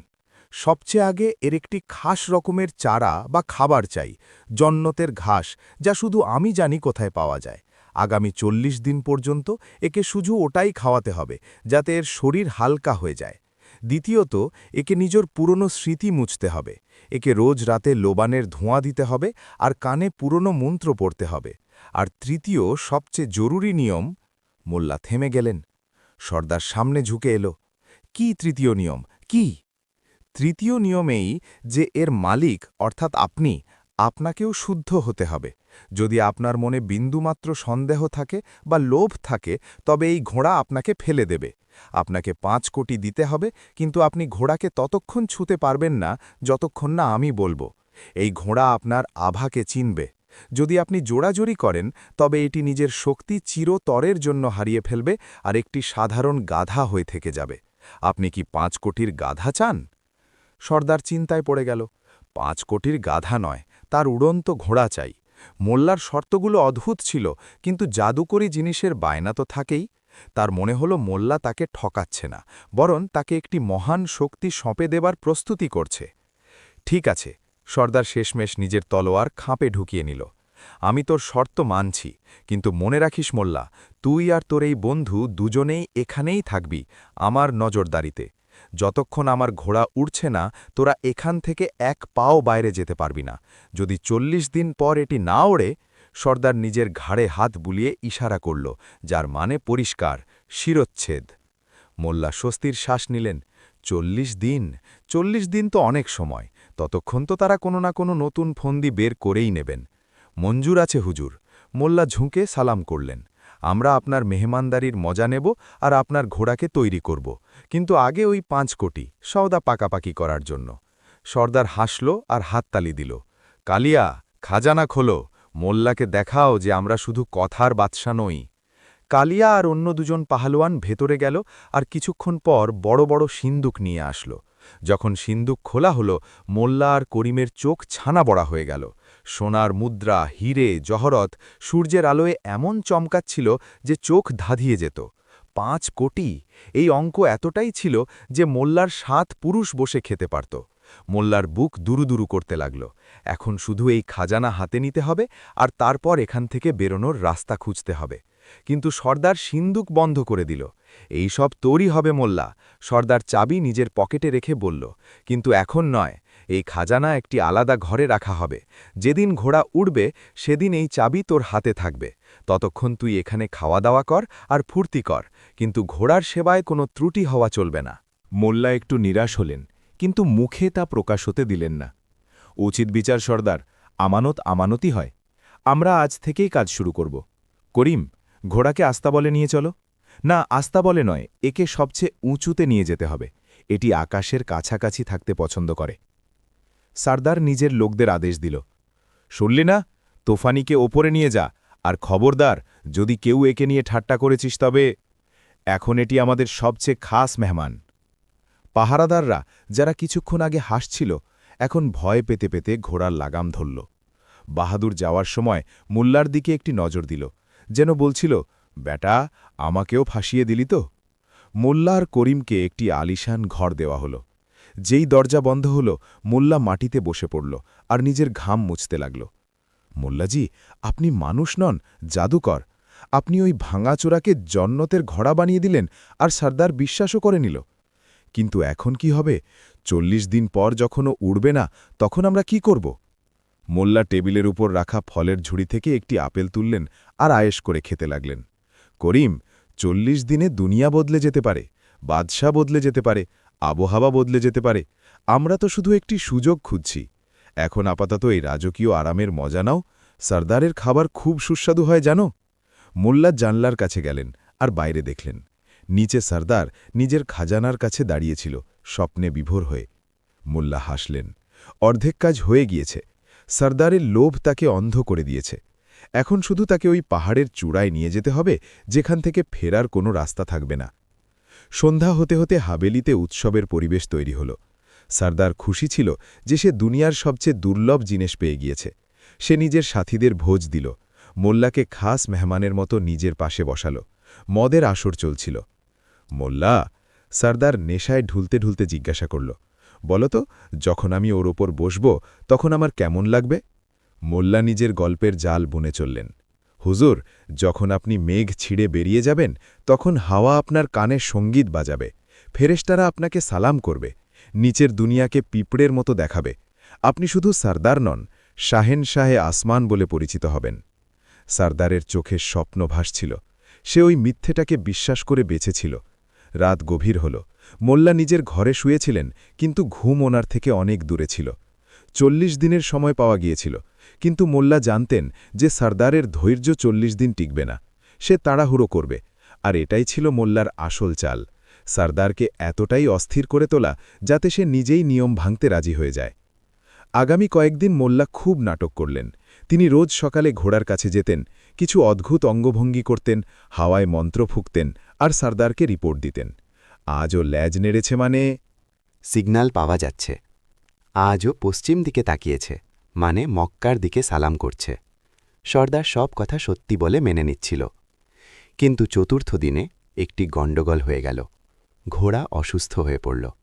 হয়তো সর্দারের দেওয়া রাজকীয় ভোজের ঘি আর বাদাম ওই গরিব প্রাণীর পেটে সইল না। সে মাটিতে শুয়ে পড়ল আর উঠার নাম নিচ্ছিল না। সর্দার দৌড়ে আসল। মোল্লা, কি হয়েছে আমার ঘোড়ার? এ কি মরে যাচ্ছে? মোল্লাও ঘাবড়ে গেলেন, কিন্তু তিনি তখনই চাল পাল্টালেন। তিনি ঘোড়ার নাড়ি টেপে দেখলেন, যেন তিনি কোনো হাকিম, কবিরাজ, আর গম্ভীর মুখ করলেন। চিন্তার কোনো কারণ নেই সর্দার, এটি সমাধিতে যাচ্ছে। ওড়ার আগে এটি নিজের ভেতরের সব শারীরিক আবর্জনা বাইরে বের করে দিচ্ছে। কিন্তু সর্দার চিৎকার করে উঠল, কিন্তু কি? কিন্তু একে এখন শুদ্ধ হাওয়ার দরকার। এই হাভেলি, এই দেওয়াল, এখানকার হাওয়া বদ্ধ। একে খোলা আকাশের নিচে পাহাড়ের সবচেয়ে উঁচু চূড়ায় নিয়ে যেতে হবে। সেখানেই এর আসল শক্তি জাগবে। যদি একে এখানে রাখা হয় তবে এ দম বন্ধ হয়ে মারা যাবে। এটি ছিল মোল্লার সবচেয়ে বড় চাল, ঘোড়াকে পাহাড়ের চূড়ায় নিয়ে যাওয়া, যেখান থেকে পালানোর বা সর্দারকে ফেলে দেওয়ার প্ল্যান করা যেতে পারে। সর্দার তৎক্ষণাৎ হুকুম দিল, প্রস্তুতি নাও, আমরা কালই শয়তানের পাহাড়ের সবচেয়ে উঁচু চূড়ায় যাব। আমার ঘোড়া ওখানেই ঠিক হবে আর ওখান থেকেই উড়বে। মোল্লা মনে মনে স্বস্তির শ্বাস নিলেন। ময়দান তৈরি ছিল, খেলোয়াড়রা তৈরি ছিল, আর 5 কোটির পুরস্কারও অপেক্ষা করছিল। কিন্তু মোল্লা জানতেন না যে সর্দারও একটি গোপন প্ল্যান বানিয়ে রেখেছে। যদি ঘোড়া ওড়ে তবে ঠিক আছে, যদি না ওড়ে তবে সে মোল্লাকে ওই পাহাড় থেকেই নিচে ফেলে দেবে, যেখান থেকে ঘোড়া লাফ দেবে। খেলা এখন রক্তাক্ত হতে চলেছিল, আর এই খেলা পরবর্তী ধাপে পৌঁছনোর জন্য একটি খাতারনাক মোড় নিতে প্রস্তুত ছিল। সর্দার, ঘোড়া তৈরি, কিন্তু আপনি কি তৈরি? মোল্লা একটি উঁচু পাথরের কিনারায় দাঁড়িয়ে চিৎকার করে বলেন। নিচে হাজার হাজার ফুট গভীর খাদ। সর্দার ঘোড়ায় চড়েন, কিন্তু তখনই মোল্লা এমন এক শর্ত রাখেন যা শুনে সর্দারের পায়ের তলা থেকে মাটি সরে যায়। কি সেই শেষ শর্ত, আর কি হবে যখন সর্দার সত্যি খাদের মধ্যে লাফ দেওয়ার ফয়সালা করে ফেলবে? দেখুন তৃতীয় ভাগে, মৃত্যুঝাপ। হাওয়া শোরগোল কোনো কান্নারত বাচ্চার চিৎকারের মতো ছিল, যা শয়তানের পাহাড়ের নিস্তব্ধ উপত্যকায় প্রতিধ্বনিত হচ্ছিল। এই পাহাড় বুখারার সবচেয়ে অমঙ্গলের জায়গাগুলোর মধ্যে গণনা করা হতো।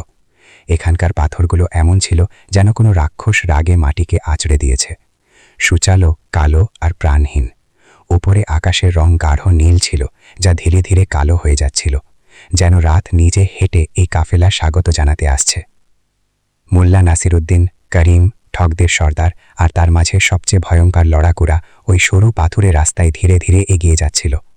রাস্তা এতটাই সরু ছিল যে একবারে মাত্র একটি ঘোড়াই যেতে পারত।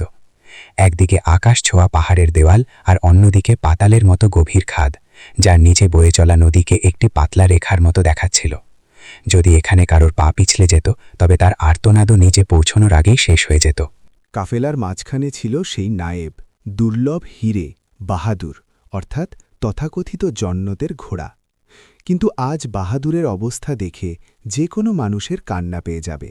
চড়াই এতটাই খাড়া ছিল যে ঘোড়া প্রতি 10 কদম অন্তর থেমে যাচ্ছিল, জোরে জোরে শ্বাস নিচ্ছিল আর নিজের বড় বড় ভেজা চোখে মোল্লার দিকে তাকাচ্ছিল। তার পাঁজরগুলো হাপড়ের মতো ওঠানামা করছিল। মোল্লা! সর্দার সামনে থেকে চিৎকার করে উঠল। তার আওয়াজ হাওয়ার ঝাপটা চিড়ে আসল। তোর এই জাদুকরি ঘোড়া এত হাঁপাচ্ছে কেন? যদি এ হাওয়ার বাদশা হয় তবে এ চড়াইয়ে এত কষ্ট কেন হচ্ছে? মোল্লা নিজের লাঠি শক্ত করে মাটিতে গাঁথলেন আর মুখে একটি দার্শনিক হাসি ফুটিয়ে নিলেন। তিনি দ্রুত পদে সর্দারের কাছে পৌঁছলেন, যে নিজের কালো জোরালো আরোপ্য ঘোড়ায় বসেছিল। সর্দার, মোল্লা রহস্যময় ভঙ্গিতে বললেন, আপনি আবার সেই ভুল করছেন। আপনি একে একটি জানোয়ারের চোখে দেখছেন। এটি হাঁপাচ্ছে না, এটি তপস্যা করছে। দেখুন, মাটির মাধ্যাকর্ষণ শক্তি একে নিজের দিকে টানছে, আর এর রূহ আকাশের দিকে যেতে চাইছে। এই যে ঘাম আপনি দেখছেন, এটি এর শরীর থেকে দুনিয়াবি নোংরা বাইরে বেরোচ্ছে। যত বেশি এ ক্লান্ত হবে তত বেশি এ হালকা হবে, আর যত হালকা হবে তত উঁচুতে উড়বে। এটাই নিয়ম। সর্দার চোখ পাকিয়ে ঘোড়ার দিকে তাকালো। বাহাদুরের মুখ দিয়ে ফেনা বেরোচ্ছিল। সর্দার কুটিলভাবে বলল, যদি এ ওপরে পৌঁছনোর আগে মরে যায় মোল্লা, তবে মনে রাখিস, এই খাত শুধু ঘোড়ার জন্য নয়, আমি তোকেও এখান থেকে ধাক্কা দিয়ে ফেলে দেব, কোনো জাদু ছাড়াই। করিম যে মোল্লার পেছনে পেছনে হাঁটছিল একথা শুনে শিউরে উঠল। সে মোল্লার কুর্তা পেছন থেকে টানল। মোল্লাজি, সে ফিসফিস করে বলল, এটা পাগলামি, আমরা ফেসে গিয়েছি। এই ঘোড়া ওপরেও পৌঁছতে পারবে না, ওরা তো দূরের কথা। এখনও সুযোগ আছে, চলুন খাদে ঝাঁপ দিই, অন্তত সম্মানের মৃত্যু তো হবে। মোল্লা না ঘুরেই করিমের হাত চেপে ধরলেন। শান্ত থাকো করিম, খেলা এখন তার সবচেয়ে রোমাঞ্চকর মোড়ে আছে। পাহাড়ের চূড়াতেই আসল জাদু হবে। আর মনে রেখো, ভয় মানুষকে মারে, বুদ্ধি তাকে বাঁচায়। ঘণ্টাখানেকের কসরতের পর সূর্যাস্তের সাথে সাথে তারা শয়তানের পাহাড়ের সবচেয়ে উঁচু চূড়ায় পৌঁছে গেল। এই জায়গাটি একটি মালভূমি, ফ্ল্যাট গ্রাউন্ড মতো ছিল, যা চারপাশ থেকে মেঘ দিয়ে ঘেরা ছিল। এখানে হাওয়া এতটাই প্রবল ছিল যে দাঁড়িয়ে থাকাই কঠিন হচ্ছিল। নিচের দুনিয়া পুরোপুরি গায়েব হয়ে গিয়েছিল, শুধু মেঘের একটি সমুদ্র দেখা যাচ্ছিল। এই দৃশ্য যতটা সুন্দর ছিল ততটাই ভয়ঙ্কর। সর্দার ঘোড়া থেকে নামল। সে চারপাশ দেখল আর এক গভীর শ্বাস নিল। এটাই সেই জায়গা, এখান থেকেই আমি উড়াল দেব। এখান থেকে দুনিয়া আমার পায়ের নিচে হবে। সে নিজের লোকদের হুকুম দিল, তাম্বু খাটাও, আগুন জ্বালো, আজ রাত আমরা এখানেই থাকব, আর মোল্লা, ঘোড়াকে তৈরি করো। কাল সকালে সূর্যের প্রথম কিরণের সাথে আমি ইতিহাস গড়ব। লড়াকুড়া তাড়াতাড়ি তাম্বু খাটিয়ে দিল আর মাঝখানে একটি বড় আগুন জ্বালিয়ে দিল। আগুনের শিখা হাওয়ায় নাচতে লাগল। খুব ঠান্ডা ছিল, কিন্তু পরিবেশে যে গরম ছিল তা ছিল লোভ আর ভয়ের। মোল্লা ঘোড়াটিকে একটি আলাদা কোণায়, খাদের একেবারে কিনারায় একটি শুকনো গাছের সাথে বেঁধে দিলেন। তিনি জেনে শুনেই এমন জায়গা বেছেছিলেন যেখান থেকে সর্দারের তাম্বু একটু দূরে হয়, যাতে তারা নিজেদের কাজ করতে পারেন।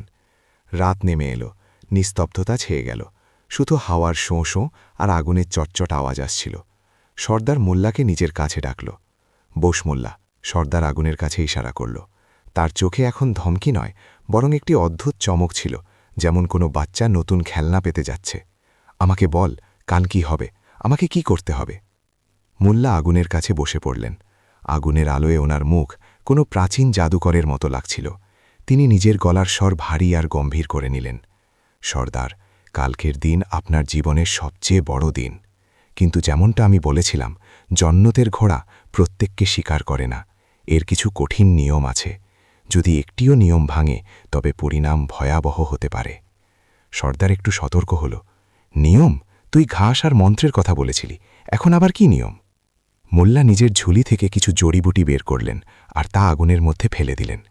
তার থেকে একটি নীল ধোঁয়া উঠল আর অদ্ভুত এক সুবাস ছড়িয়ে গেল। এটি ছিল মোল্লার চাল, পরিবেশকে রহস্যময় করে তোলার। শুনুন সর্দার, খুব ধ্যান দিয়ে শুনুন। মোল্লা সর্দারের চোখের দিকে তাকিয়ে বললেন, উড়ান দেওয়ার 3টি মহান নিয়ম আছে। এই নিয়ম এই ঘোড়ার ডিএনএতে খোদাই করা আছে। প্রথম নিয়ম, পূর্ণ একাকিত্ব, অ্যাবসোলিউট সলিটিউড। যখন আপনি ঘোড়ায় বসবেন আর উড়াল দেবেন, তখন আপনার আশেপাশে কেউ থাকা চলবে না।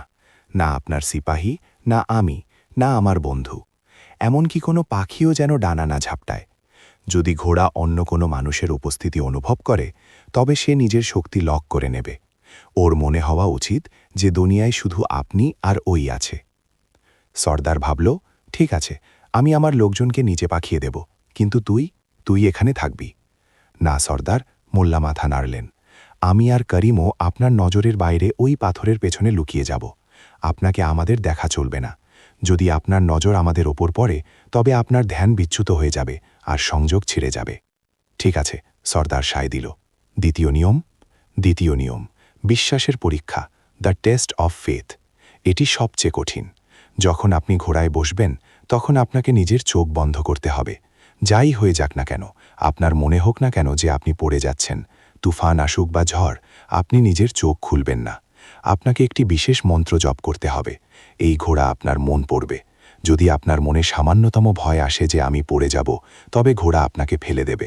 আপনাকে এটা বিশ্বাস করতে হবে যে আপনি হাওয়ায় ভাসছেন, যদিও আপনার পা মাটিতে থাকে। আপনি কি নিজের ভয়ের ওপর কাবু করতে পারবেন? সর্দার নিজের গোফে তা দিল। ডর? সর্দারের ভয় লাগে না। আমি চোখ বন্ধ করে নেব। আর মন্ত্রটা কি?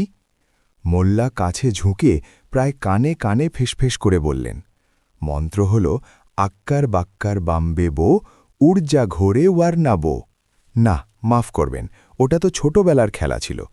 আসল মন্ত্র হল ইয়া হাব্বা ইয়া তাব্বা, জামিন ছোড় পাকার হাব্বা। একে আপনাকে অনবরত বলতে হবে, লয় মেনে, বিনা থাবায়। সর্দার ধীরে ধীরে আওড়াল, ইয়া হাব্বা ইয়া তাব্বা, জামিন ছোড় পাকার হাব্বা। একেবারে সঠিক, মোল্লা শাবাশি দিলেন। আর এখন তৃতীয় আর সবচেয়ে খাতারনাক নিয়ম। পরিবেশে উত্তেজনা বেড়ে গেল। কালিয়া যে দূরে দাঁড়িয়ে শুনছিল, সেও কাছে চলে আসল। তৃতীয় নিয়ম, মোল্লা খুব নিচু গলায় বললেন, এটা হল ওজনের ত্যাগ, স্যাক্রিফাইস অফ ওয়েট। জন্নতের ঘোড়া লোহা, সোনা বা রূপোর বোঝা বয় না। এই ধাতুগুলো অপবিত্র, কারণ এগুলো মাটির নিচ থেকে বেরোয়। ঘোড়ার পিঠে বসার আগে আপনাকে নিজের শরীর থেকে সব ধরনের ধাতু সরাতে হবে। আপনার তলোয়ার, আপনার খঞ্জর, আপনার আংটি, আপনার সোনার মুদ্রা, সব কিছু। আপনাকে একেবারে হালকা হতে হবে, একটি নবজাত শিশুর মতো। শুধু আপনার কাপড় আর আপনার শরীর। যদি একটি মুদ্রাও আপনার পকেটে রয়ে যায়, তবে ঘোড়া উড়াল দেবে না, বরং পাথর হয়ে নিচে পড়ে যাবে। সর্দার চমকে গেল। কি? আমি নিরস্ত্র হয়ে যাব? নিজের তলোয়ারও ছেড়ে দেব? ফয়সালা আপনার সর্দার। মোল্লা কাঁধ উছালেন। আপনি কি উঠতে চান নাকি মাটিতে হামাগুড়ি দিতে চান? এই ঘোড়ার রুহদের নিয়ে যায়, হাতিয়ারদের নয়।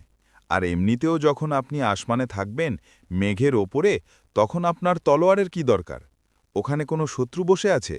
ওখানে তো শুধু ফেরেশতারা আছে। সর্দার নিজের আংটিগুলোর দিকে দেখল, নিজের দামি তলোয়ারের দিকে দেখল। তার মনে হল মোল্লা তাকে দুর্বল করতে চায়, কিন্তু তারপর তার সামনে ওড়া স্বপ্ন চলে আসলো। সে ভাবল, একবার আমি উড়তে শুরু করি, তারপর ফিরে এসে সব পরে নেব। আর আমার লোকেরা তো নিচের উপত্যকায় থাকবেই। মঞ্জুর আছে, সর্দার দাঁত কিরমির করে বলল। আমি খুলে দেব, কিন্তু মনে রাখিস মোল্লা, যদি এসব করার পরেও ঘোড়া না ওড়ে, তবে আমি তোকে জ্যান্ত জ্বালিয়ে দেব। মোল্লা হাসলেন। তার দরকার পড়বে না সর্দার। কাল আপনি এমন জায়গায় থাকবেন যেখান থেকে দুনিয়া খুব ছোট দেখাবে। রাত কেটে গেল। মোল্লা আর করিমকে সেই তাম্বুতেই রাখা হলো, যেখানে খাজানার সিন্দুক রাখা ছিল। পাহারাদার বাইরে মোতায়েন ছিল। করিম সারা রাত ঘুমোতে পারল না। সে মোল্লার কানে ফিসফিস করতে থাকল। মোল্লাজি, এটা কি করছেন? সর্দারকে নিরস্ত্র করে কি হবে? ওর কাছে আরও ২০ জন লোক আছে। আমরা পালাবো কিভাবে? এটা পাহাড়, কোনো বাজার নয় যে ভিড়ের মধ্যে হারিয়ে যাব। মোল্লা নিজের চোখ বন্ধ রাখলেন। করিম, শোয়ার চেষ্টা করো। কাল আমাদের অনেক দৌড়তে হবে। আর পালানোর কথা বলছো তো, কখনো কখনো পালানোর জন্য পায়ের নয়, মাথার দরকার হয়।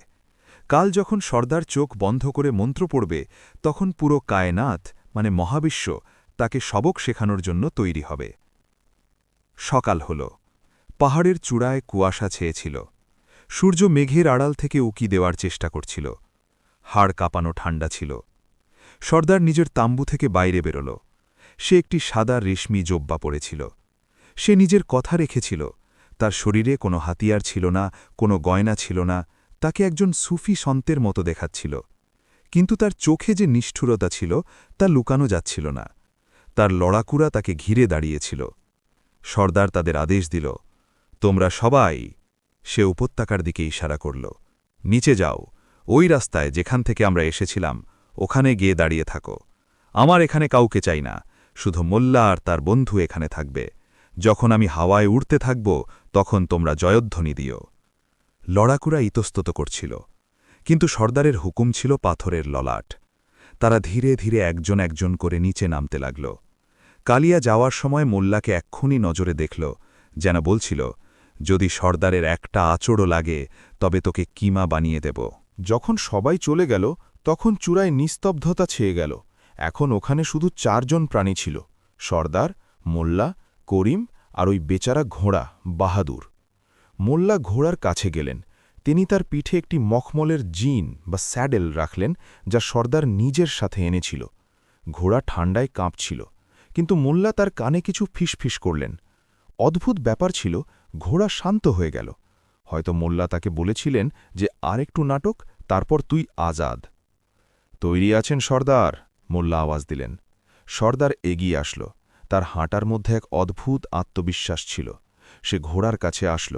বাহাদুর একটু পেছনে সরে গেল, কিন্তু মোল্লা লাগাম ধরে রাখলেন। এই ঘোড়া আমাকে দেখে ভয় পাচ্ছে, সর্দার বলল। না, এটা আপনার তেজ চিনতে পারছে, একে সম্মান করছে, মোল্লা তৎক্ষণাৎ জবাব দিলেন। সর্দার রেকাবে পা রাখল আর ঘোড়ায় চড়ে বসল। ঘোড়া তার ভারী ওজনে একটু টলমল করল, তার হাঁটু মুড়ে গেল, কিন্তু তারপর সে সামলে নিল। সর্দার এখন ঘোড়ার ওপর ছিল। সে দুনিয়ার সবচেয়ে উঁচু স্থানে একটি জাদুকরী ঘোড়ায় বসেছিল। তার মনে হল সে দুনিয়ার রাজা। মোল্লা ঘোড়ার মুখ খাদের দিকে করে দিলেন। খাদের কিনারা মাত্র ১০ কদম দূরে ছিল। এখন সর্দার, মোল্লা গম্ভীর স্বরে বললেন, সময় এসে গিয়েছে, ওই মুহূর্ত যার জন্য আপনি অপেক্ষা করছিলেন। কিন্তু মনে রাখবেন, নিয়ম। সর্দার মাথা নাড়ল। একাকিত্ব, বিশ্বাস আর ওজনের ত্যাগ। একেবারে সঠিক। এখন আমি আর করিম ওই পাথরের পেছনে যাচ্ছি। যখন আমরা লুকিয়ে যাব, তখন আপনি নিজের চোখ বন্ধ করবেন আর মন্ত্র শুরু করবেন, ইয়া হাব্বা ইয়া তাব্বা। আর যখন আপনার মনে হবে যে ঘোড়া হালকা হচ্ছে, তখন লাগাম ঢিলে করে দেবেন আর নিজের গোড়ালি দিয়ে ইশারা করবেন। ঘোড়া নিজে থেকেই হাওয়ায় লাফ দেবে। সর্দারের বুক ধরফড় করছিল, ভয় আর রোমাঞ্চের মিশ্রণ। যাও মোল্লা, লুকিয়ে পড়ো, আমি তৈরি। মোল্লা করিমকে ইশারা করলেন। তারা দুজনে পা টিপে টিপে পেছনে সরে গেলেন আর একটি বড় পাথরের আড়ালে চলে গেলেন। ওখান থেকে সর্দারকে দেখা যাচ্ছিল না, কিন্তু তার আওয়াজ শোনা যাচ্ছিল। করিম, মোল্লা ফিসফিস করে বললেন, এখনই সময়। ওই সিন্দুকগুলো যা সর্দার তাঁবুতে ফেলে গিয়েছে, ওর চাবি আমার কাছে আছে। করিমের চোখ বড় বড় হয়ে গেল। কি, এখনই সর্দারের সামনে? ও অন্ধ করিম, ও চোখ বন্ধ করে নিয়েছে, আরও বধিরও, কারণ ও মন্ত্র পড়ছে। জলদি করো। ওদিকে সর্দার নিজের চোখ বন্ধ করে নিল। ঘোর অন্ধকার, শুধু হাওয়ার আওয়াজ। সে মন্ত্র পড়তে শুরু করল। ইয়া হাব্বা ইয়া তাব্বা, জমিন ছোড় পাকার হাব্বা। শুরুতে তার আওয়াজ নিচু ছিল, কিন্তু ধীরে ধীরে সে জোরে বলতে লাগল। তার সত্যি সত্যি মনে হতে লাগল যে ঘোড়া নড়ছে, যা আসলে ঠান্ডা আর ক্লান্তিতে কাঁপছিল। সর্দারের কল্পনা আটে বিশ্বাস করিয়ে দিল যে এটি উড়াল দেওয়ার প্রস্তুতি। ইয়া হাব্বা ইয়া তাব্বা। মোল্লা পাথরের আড়াল থেকে বেরোলেন। তিনি দেখলেন সর্দার চোখ বন্ধ করে 2 হাত হাওয়ায় ছড়িয়ে ভারসাম্য রাখার জন্য মন্ত্র জপছে। মোল্লা করিমকে সিন্দুকের দিকে পাঠালেন, কিন্তু সিন্দুকগুলো খুব ভারী ছিল, সেগুলো নিয়ে যাওয়া অসম্ভব ছিল। মোল্লা নিজের কপাল চাপড়ালেন। ছাড়ো সিন্দুক, শুধু ওই থলিটা তুলে নাও যাতে হিরে আছে। করিম তাম্বুতে ঢুকল আর হীরের থলি নিয়ে বাইরে আসল। মোল্লা সেটা নিজের কোমরে বাঁধলেন। এখন মোল্লাকে তার শেষ চালটি চালতে হবে। সর্দারকে লাফ দেওয়া থেকে আটকানো নয়, বরং তাকে এমন এক পরিস্থিতিতে আনা যেখান থেকে মোল্লার পালানোর পুরো সময় পাওয়া যায়। মোল্লা পা টিপে টিপে সর্দারের ঘোড়ার পেছনে আসলেন। সর্দার তখনও মন্ত্রে লীন ছিল। ইয়া হাব্বা ইয়া তাব্বা। মোল্লা মাটি থেকে একটি নুড়ি পাথর তুললেন আর জোরে ঘোড়ার পেছনের পায়ে মারলেন। ঘোড়া চমকে উঠল। সে তো আগে থেকেই বিরক্ত ছিল। সে এক জোরালো ডাক দিল আর 2 কদম আগে বাড়ল। সর্দার চিৎকার করে উঠল, ও, এটা উড়ছে, এটা উড়ছে। সে চোখ আরও কোষে বন্ধ করে নিল। উড়াল দে আমার সিংহ, নিয়ে চল আমাকে জান্নাত। ঘোড়া এখন খাদের একেবারে কিনারায় ছিল। আর 1 কদম, গল্প শেষ। কিন্তু মোল্লা নাসিরুদ্দিন খুনি ছিলেন না। তিনি ঠগ ছিলেন, রসিক ছিলেন, কিন্তু কিলার নন। ওনাকে সর্দারকে সবক শেখাতে ছিল, মারতে নয়। মোল্লা নিজের গলার আওয়াজ বদলে এক ভারী আর গম্ভীর আওয়াজে, যেন আকাশ থেকে কেউ বলছে, চিৎকার করে উঠলেন, থামো হে নাদান ইনসান। সর্দার চমকে গেল। কে ওখানে? সে চোখ খোলেনি ভয়ের চোটে। আমি হাওয়ার দেবতা।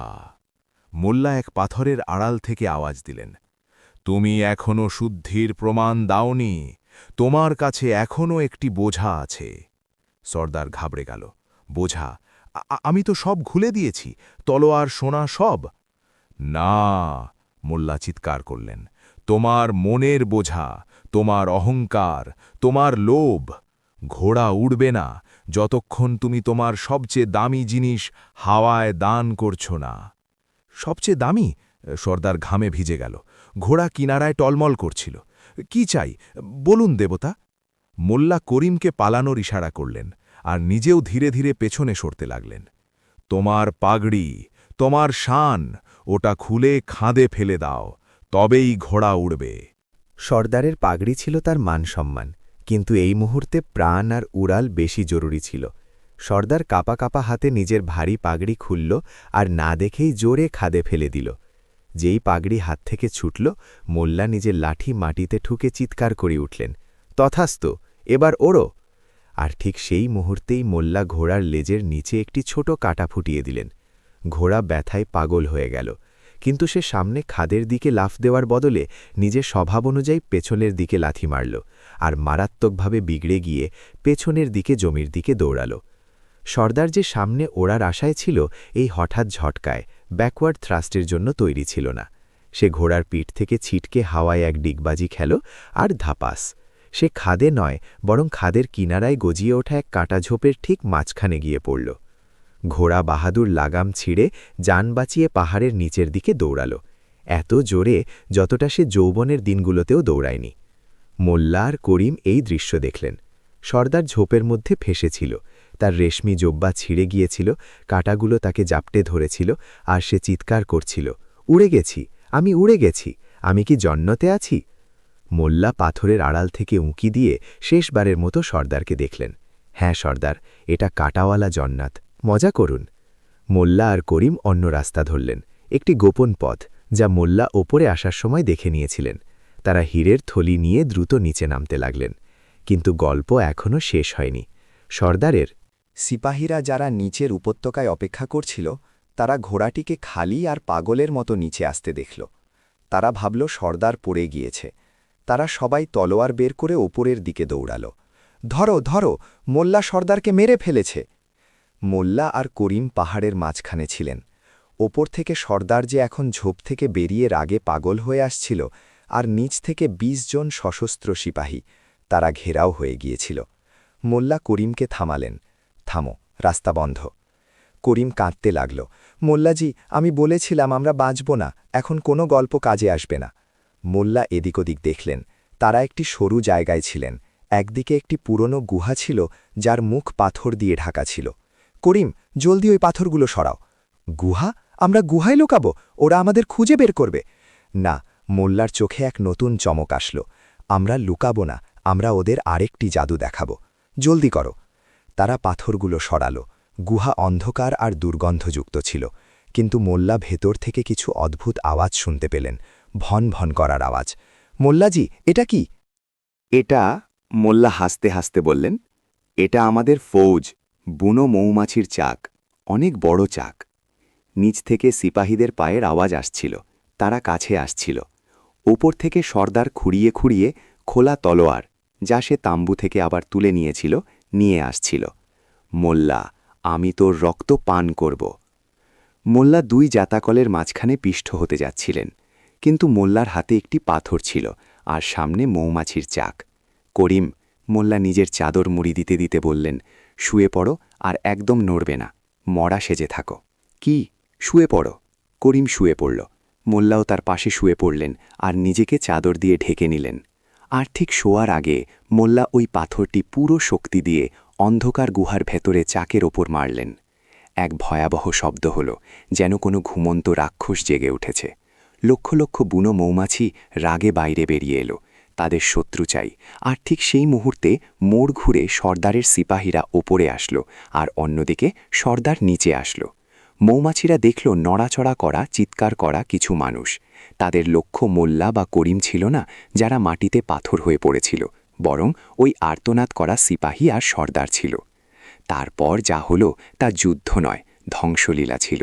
আহ, বাঁচাও, এটা কি আপদ, পালাও, শয়তান হামলা করেছে। সর্দার যে এইমাত্র কাটাঝোপ থেকে বেরিয়েছিল, সে এখন মৌমাছির মেঘের মধ্যে পড়ে গেল। তার মুখ যা আগে রাগে লাল ছিল, এখন ফুলে বেলুনের মতো হতে লাগল। সে নিজের তলোয়ার হাওয়ায় ঘোরাচ্ছিল, কিন্তু মৌমাছিদের তলোয়ার দিয়ে কাটা যায় না। সিপাহীরা নিজেদের বন্দুক ফেলে উল্টো পায়ে দৌড়াল। সর্দারও নিজের অমরতা আর ওড়ার কথা ভুলে এক সাধারণ মানুষের মতো মা বাঁচাও চিৎকার করতে করতে নিচে দৌড়াল। পাহাড়ে শুধু আর্তনাদ আর মৌমাছির ভনভনানি রয়ে গেল। যখন শব্দ কমল, মোল্লা ধীরে ধীরে চাদর সরালেন।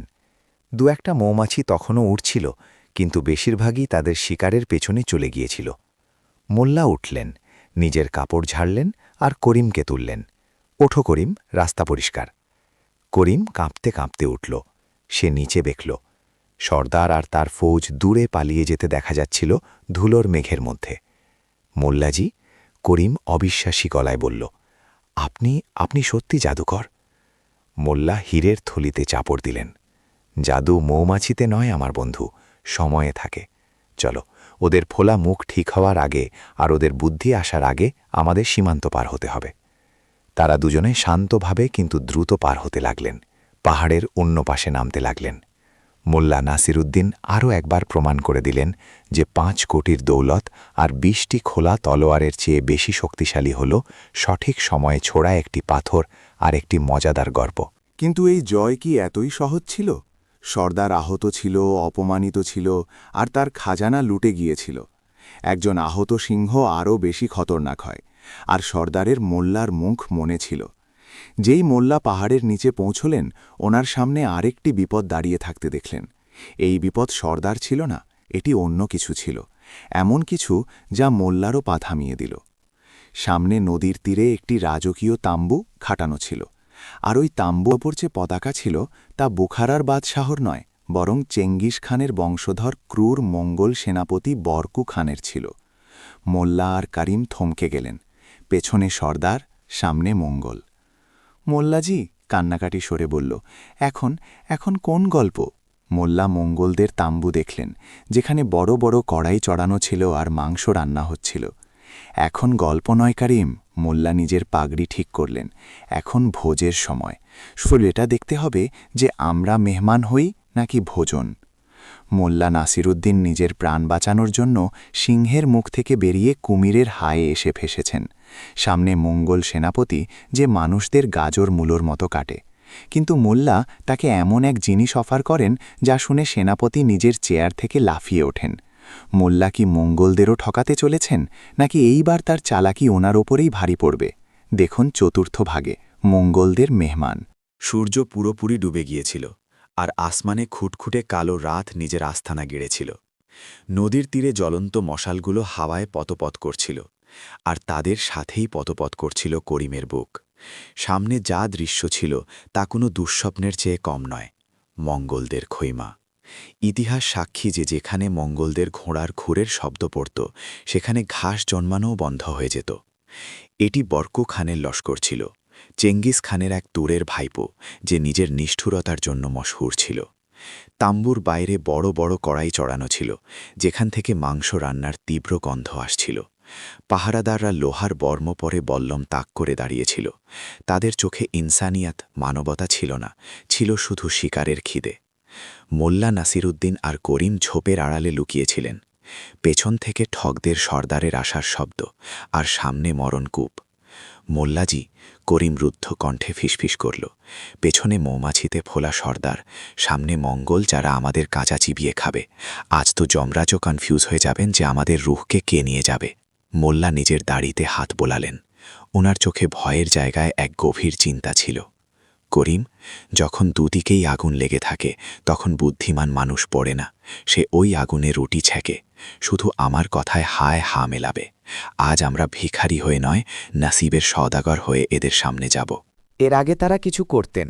দুজন বিশালকায় মঙ্গল পাহারাদার তাদের দেখে নিল। কে ওখানে? একজন তার ভারী গলায় চিৎকার করল, আর এক ঝটকায় ঝোপ থেকে তাদের বাইরে টেনে আনল। করিম চিৎকার করতে যাচ্ছিল, কিন্তু মোল্লা জোরে পূর্ণ আত্মবিশ্বাসের সাথে চিৎকার করে উঠলেন, খবরদার! যদি তুমি আমাকে হাত দাও তবে তোমার সেনাপতি বরকু খানের কপাল চিরতরের জন্য ঘুমিয়ে যাবে। পাহারাদাররা এক পলকের জন্য থমকে গেল। মঙ্গলরা কুসংস্কার আচ্ছন্ন হতো। কপাল বা নাসিব শব্দটা নিজের কাজ করে দিল। তারা মোল্লা আর করিমকে ধাক্কা দিতে দিতে মূল তাম্বুর দিকে নিয়ে গেল। তাম্বুর ভেতরের দৃশ্য গায়ের লোম খাড়া করে দেওয়ার মতো ছিল। মাটিতে বাঘ আর ভাল্লুকের চামড়া বিছানো ছিল। মাঝখানে এক উঁচু গদিতে বরকু খান বসেছিল। তাকে একটি দৈত্যের মতো দেখাচ্ছিল। চওড়া বুক, মাথা ন্যাড়া, শুধু পেছনে একটি লম্বা টিকি, আর মুখে এক গভীর ক্ষত যা কপাল থেকে গাল পর্যন্ত চলে গিয়েছিল। সে একটি বড় হাড় থেকে মাংস ছিঁড়ে খাচ্ছিল। পাহারাদাররা মোল্লা আর করিমকে তার পায়ে ছুঁড়ে দিল। সর্দার, এরা ঝোপের আড়ালে লুকিয়েছিল, বলছে আপনার কপাল নাকি এদের হাতে। বরকু খান হাড়টা ছুঁড়ে ফেলল, আর নিজের ছোট লাল চোখ দিয়ে মোল্লাকে খুঁটিয়ে দেখল। সে নিজের ভারী খঞ্জর বের করল, আর তা দিয়ে নিজের দাঁত খুঁজতে লাগল। আমার কপাল আমার তলোয়ারের ডগায় আছে বুড়ো, আমাকে একটা কারণ দে যাতে আমি তোর মাথা ধর থেকে আলাদা না করি আর তোর খুলি দিয়ে পেয়ালা না বানাই। করিম কাঁপতে লাগল, কিন্তু মোল্লা নাসিরুদ্দিন জোরে হেসে উঠলেন।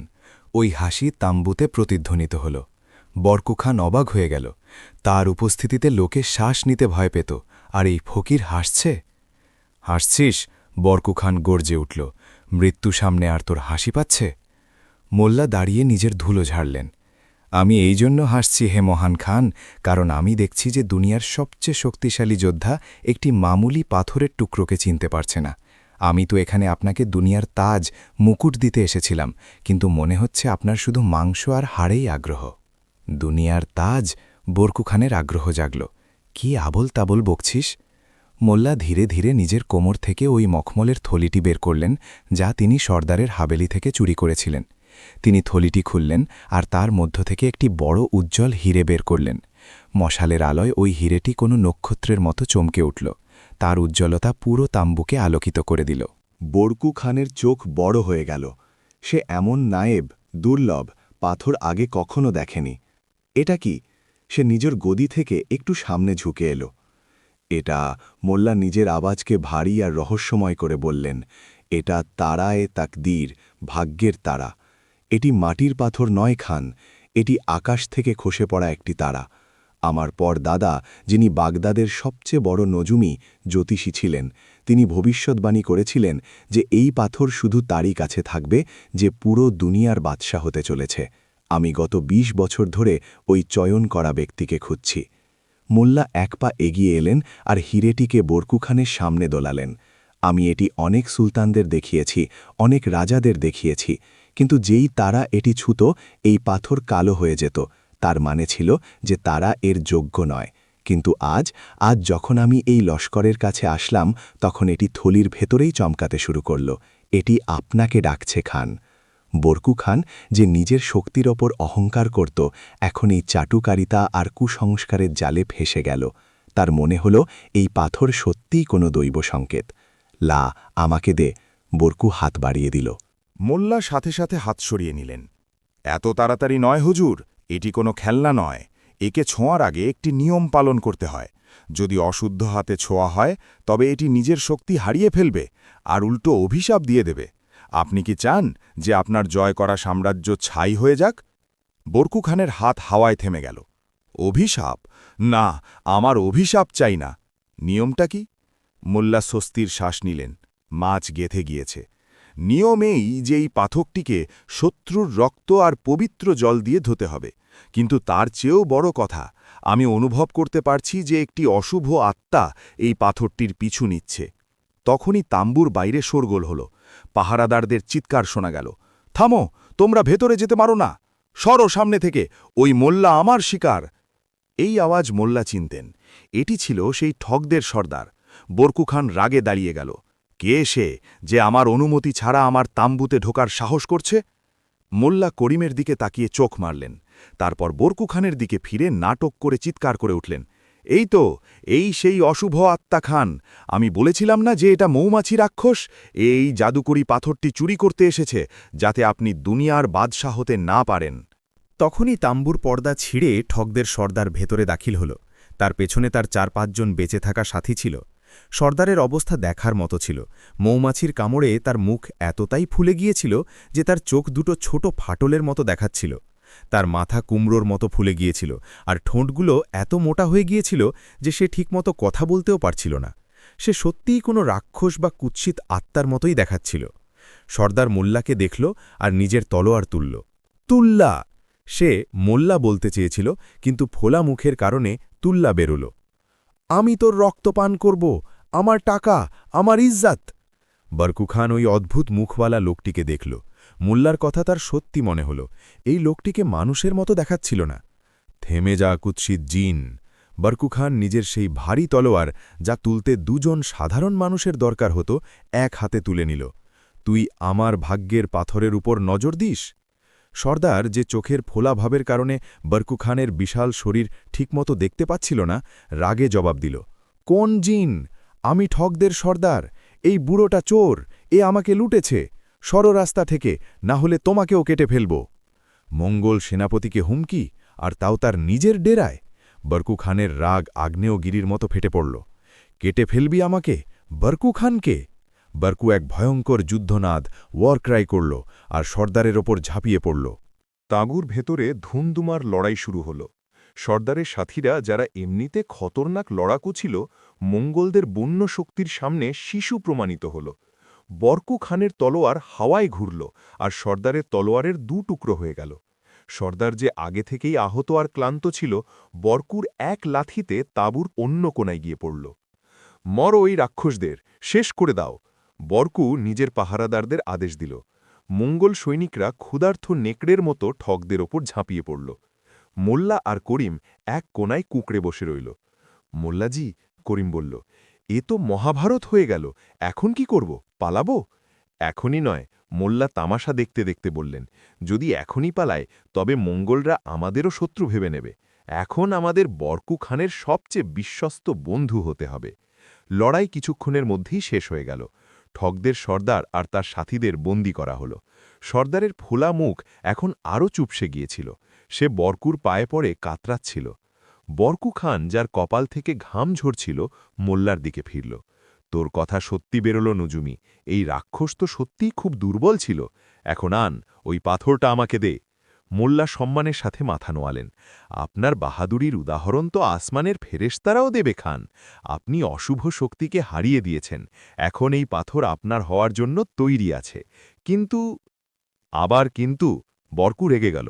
খান, এখন তাম্বুতে রক্তারক্তি হয়েছে, হাওয়ায় মৃত্যুর গন্ধ আছে।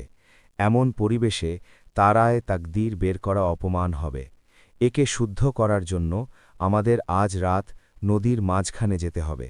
চাঁদের আলোয় বয়ে চলা জলের মধ্যে আমি এক বিশেষ মন্ত্র পড়ব, আর এই হিরে আপনার কপালে ছোঁয়াব। তারপর দুনিয়ার কোনো তলোয়ার আপনাকে ছুঁতে পারবে না। বরকু খান ভাবল, তার অমরতার লোভ ছিল। ঠিক আছে, আজ মাঝরাতে, কিন্তু যদি তুই পালানোর চেষ্টা করিস। সে সর্দারের ভাঙা তলোয়ারের দিকে ইশারা করল। মোল্লা হাসলেন। আরে হুজুর, আমি তো আপনার শরণে আছি। আপনার থেকে দূরে গিয়ে আমি কোথায় যাব? এই দুনিয়া এখন আপনার। বরকু খুশি হয়ে গেল। সে আদেশ দিল, এই দুই মেহমানকে সেরা খাবার আর শরাব দাও, আর ওই মৌমাছি রাক্ষস সর্দারকে খাঁচায় পুরে দাও। কাল সকালে আমি ওকে আমার কুকুরদের খাওয়াব। মোল্লা আর করিমকে আলাদা একটি ছোট তাম্বুতে নিয়ে যাওয়া হলো। সেখানে রোস্ট করা মাংস আর শরাব রাখা হলো। করিম পাগলের মতো খেতে শুরু করল। খেয়ে নাও করিম, মোল্লা বললেন, কিন্তু পেট হালকা রেখো, মাঝরাতে আমাদের সাঁতরাতে হতে পারে। সাঁতরাতে? করিমের হাত থেকে মাংসের টুকরো পড়ে গেল। মোল্লাজি, আমি তো সাঁতার জানি না।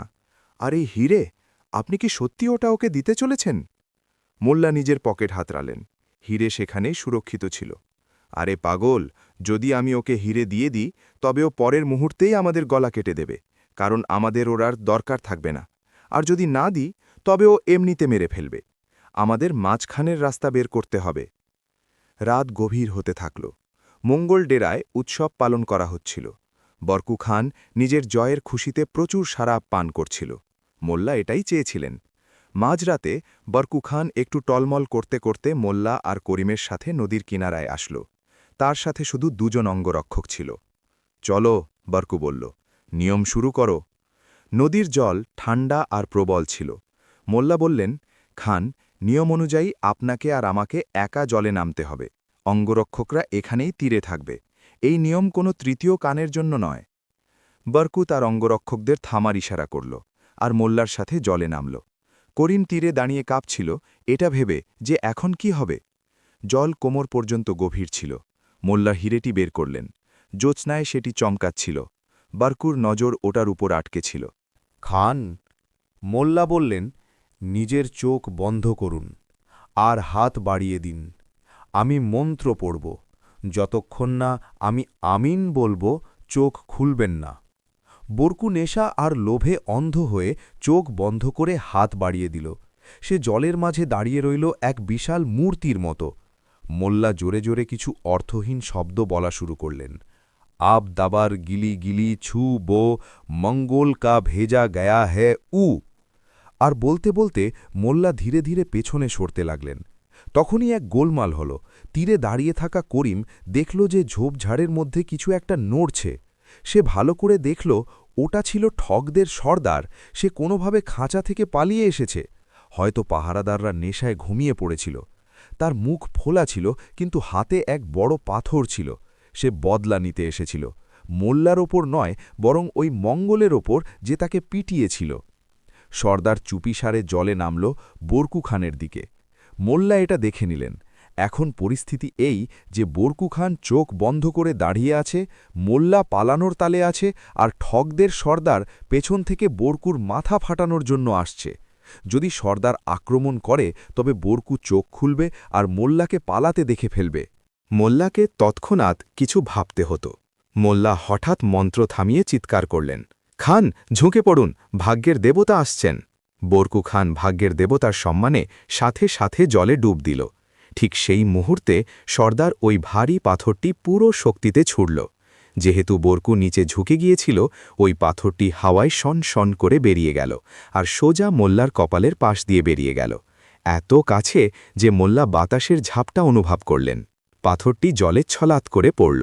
বরকু খান জল থেকে মাথা তুলল। কি হয়েছে, কিসের শব্দ ছিল? মোল্লার সাথে সাথে সামলে নিলেন। মোবারক হক খান, দেবতা আপনার সালাম কবুল করে নিয়েছেন। ওই দেখুন, তিনি একটি নিশানি পাঠিয়েছেন। মোল্লা জলে পড়া পাথরের দিকে ইশারা করলেন। কিন্তু সর্দার এখনও থামেনি। সে দেখল তার আঘাত খালি গিয়েছে। সে রাগে চিৎকার করতে করতে বরকু খানের ওপর ঝাঁপিয়ে পড়ল। বরকু খান দেখল সেই মৌমাছি রাক্ষস আবার এসে গিয়েছে। এবার বরকুর কাছে তলোয়ার ছিল না। দুজন জলের মধ্যে ধস্তাধস্তি শুরু করল। মঙ্গলের শক্তি আর ঠগের পাগলামি। জল ছিটকাচ্ছিল, গালিগালাজ শোনা যাচ্ছিল। তীরে দাঁড়িয়ে থাকা অঙ্গরক্ষকরা এটা দেখে জলের দিকে দৌড়ে আসল। এটাই সুযোগ, মোল্লা চিৎকার করলেন। তারা তীরের দিকে দৌড়ে আসলেন যেখানে করিম দাঁড়িয়েছিল। পালাও করিম, নদীর স্রোতের সাথে। তীরে এক ছোট নৌকা বাঁধা ছিল, যা মঙ্গলরা হয়তো মাছ ধরার জন্য রেখেছিল। মোল্লা আর করিম ওতে ঝাঁপিয়ে পড়লেন। মোল্লা ছুরি দিয়ে দড়ি কাটলেন আর বৈঠা চালানো শুরু করলেন। পেছনে নদীতে হাঙ্গামা হচ্ছিল। বরকু খান সর্দারকে জলে ডোবাচ্ছিল, অঙ্গরক্ষকরা চিৎকার করছিল, আর কারোর ধ্যান ওই ছোট্ট নৌকার ওপর ছিল না, যা অন্ধকারে নদীর প্রবল স্রোতে ভেসে যাচ্ছিল। বেঁচে গেলাম, করিম হাঁপাতে হাঁপাতে বলল। মোল্লাজি, আপনি তো মৃত্যুর মুখ থেকে গ্রাস কেড়ে আনলেন। মোল্লা নৌকার তলায় শুয়ে পড়লেন। আকাশের দিকে তাকিয়ে তিনি জোরে জোরে হাসতে লাগলেন। করিম, আজ আমরা এক তীরে দুই শিকার করেছি। মঙ্গল আর ঠগ এবার একে অপরের সাথে লড়তে থাকবে, আর আমরা এখন আমির, ধনী। তিনি হীরের থলিটি হাওয়ায় লোফালোফি করতে লাগলেন। কিন্তু তাদের খুশি বেশিক্ষণ টিকল না। নদীর স্রোত প্রবল থেকে প্রবলতর হচ্ছিল। জলের আওয়াজ বদলে যাচ্ছিল। আগে কলকল শব্দ ছিল, এখন এক ভারী গর্জন শোনা যাচ্ছিল। মোল্লা উঠে বসলেন। তিনি সামনে দেখলেন, অন্ধকারে সাদা ফেনা দেখা যাচ্ছিল। করিম, মোল্লার গলায় প্রথমবার আসল ভয় দেখা গেল। কি হয়েছে মোল্লাজি? এই নদী সামনে গিয়ে শেষ হয়ে যাচ্ছে। শেষ মানে জলপ্রপাত, এক বিশাল জলপ্রপাত। নৌকা এখন হাতের বাইরে ছিল। তারা কোনো খড়কুটোর মতো জলে ভেসে যাচ্ছিল। সামনে এক বিশাল জলপ্রপাত ছিল, যেখানে নদী শত শত ফুট নিচে আছড়ে পড়ছিল। শব্দ এখন কানে তালা লাগিয়ে দিচ্ছিল। বৈঠা চালাও, তীরের দিকে, মোল্লা চিৎকার করলেন। তারা দুজনে পাগলের মতো বৈঠা চালাতে লাগলেন, কিন্তু জলের শক্তির কাছে তারা নস্যি ছিল। নৌকা তীরের দিকে ঘোরার বদলে সোজা খাদের দিকে এগোচ্ছিল। আল্লাহ! করিম চিৎকার করল। আমরা 5 কোটির জন্য নিজের প্রাণ দিয়ে দিলাম। মোল্লা থলিটি নিজের বুকের সাথে জাপটে ধরলেন। নৌকা কিনারায় পৌঁছে গেল।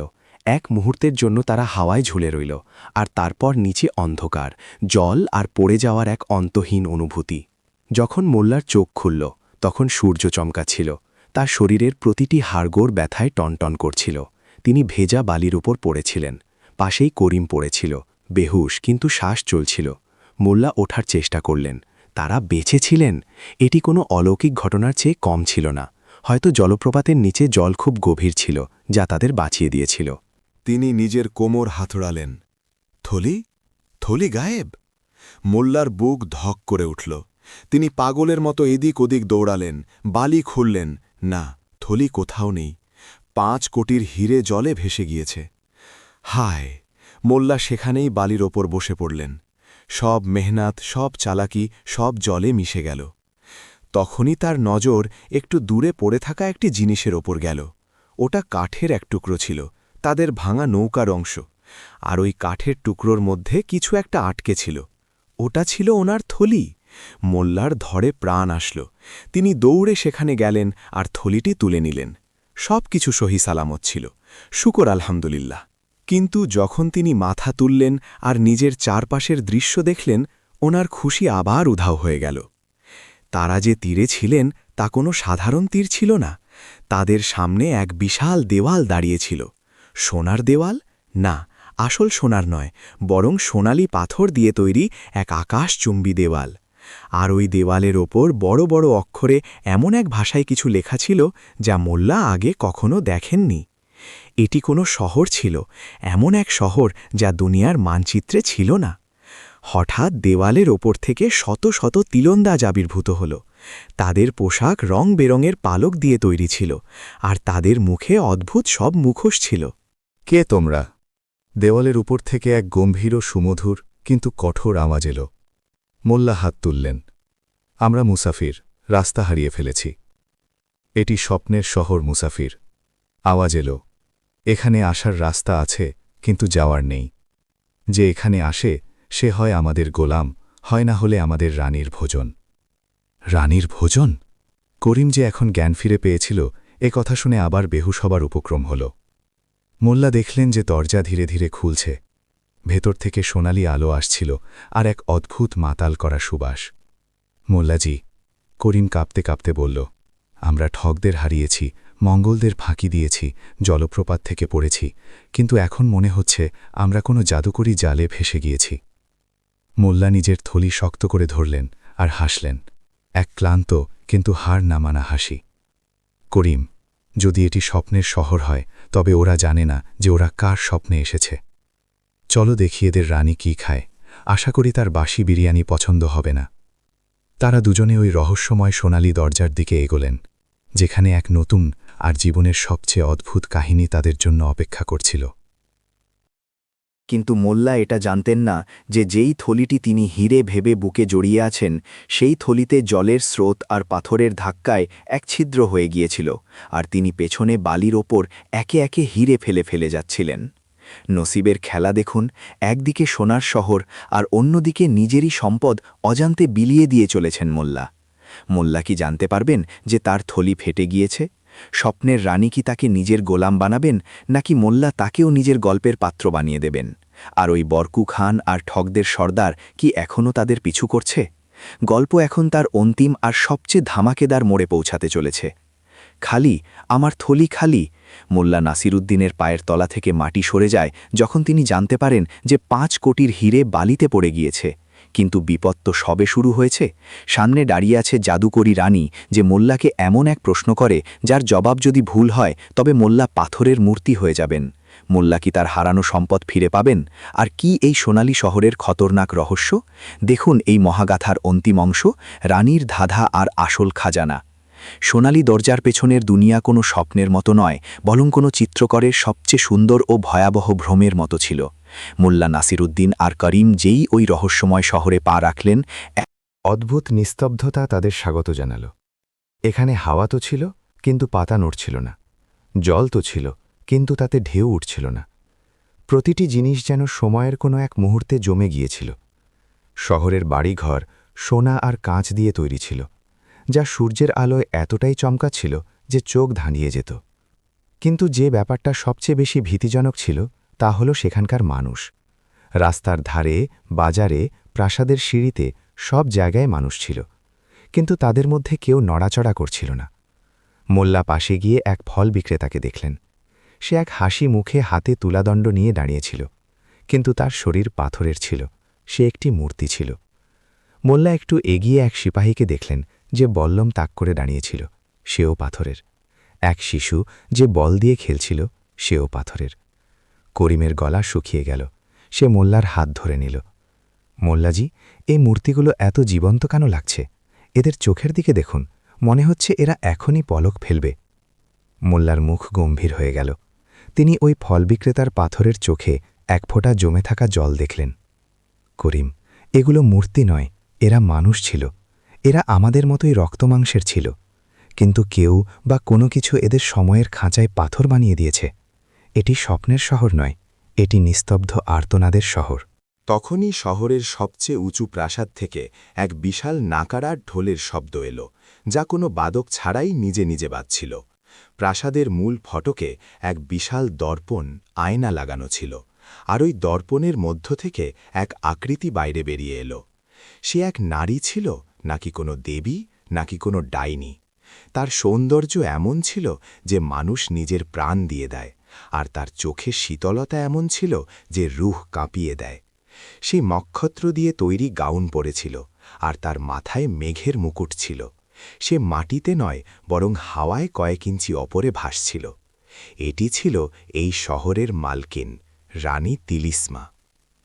স্বাগত মোসাফিররা, রানীর আওয়াজ প্রতিধ্বনিত হল। এই আওয়াজ কান দিয়ে নয়, সোজা মাথায় শোনা যাচ্ছিল।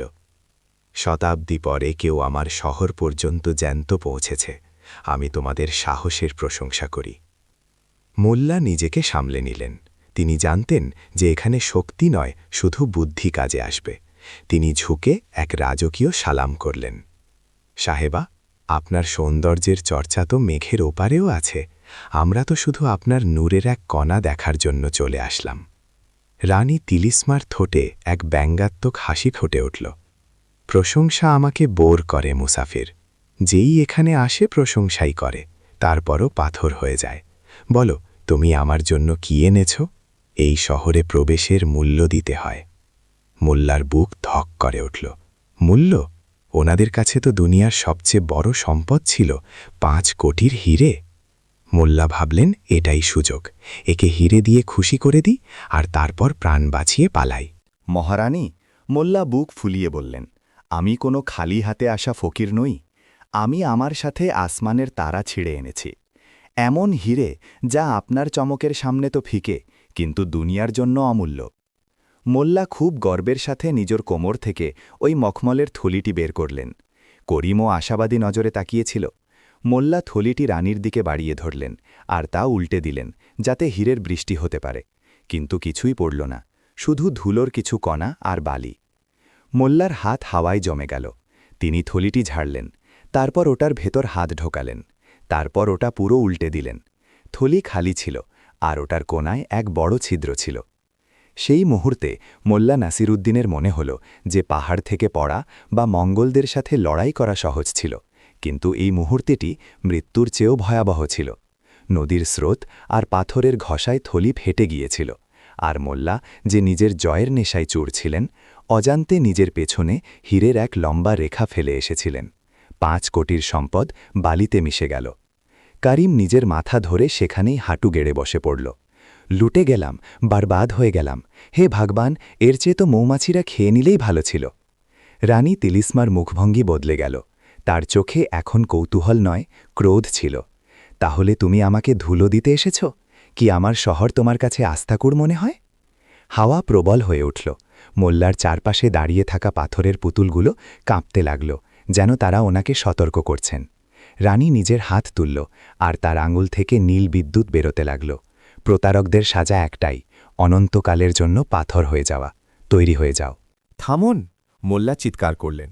এটি ওনার এখন পর্যন্ত সবচেয়ে জোরালো আর ভয়াতুর চিৎকার ছিল। কিন্তু পরের মুহূর্তেই ওনার মুখে সেই পুরনো দুষ্টু হাসি ফিরে আসল। মস্তিষ্ক বিদ্যুতের গতিতে কাজ করল। হাসছ কেন? রানী হাত থামিয়ে দিল। মৃত্যু সামনে আর তোমার হাসি পাচ্ছে?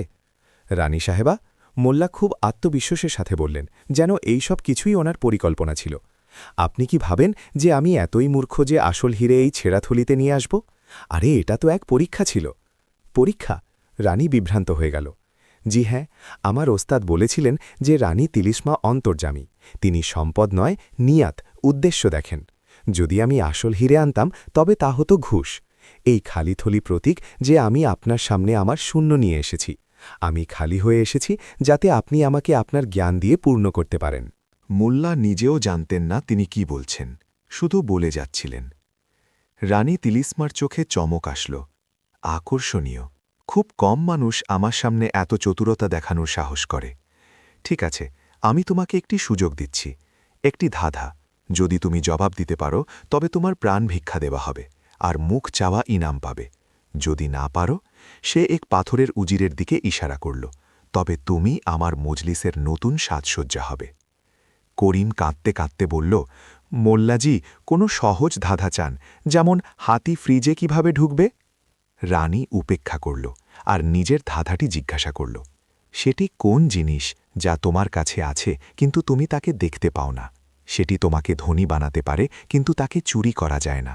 তাকে যত খরচ করবে সে তত বাড়বে, আর যদি তাকে আটকে রাখো তবে সে পচে যাবে। বলো, আমি কি? নিস্তব্ধতা ছেয়ে গেল। মোল্লা নিজের দাড়ি চুলকালেন। করিম ফিসফিস করল, টাকা? না, ওটা তো কমে যায়। ভালোবাসা? না, ওটা ধনী বানায় না। মোল্লাজি, আমরা তো গেলাম।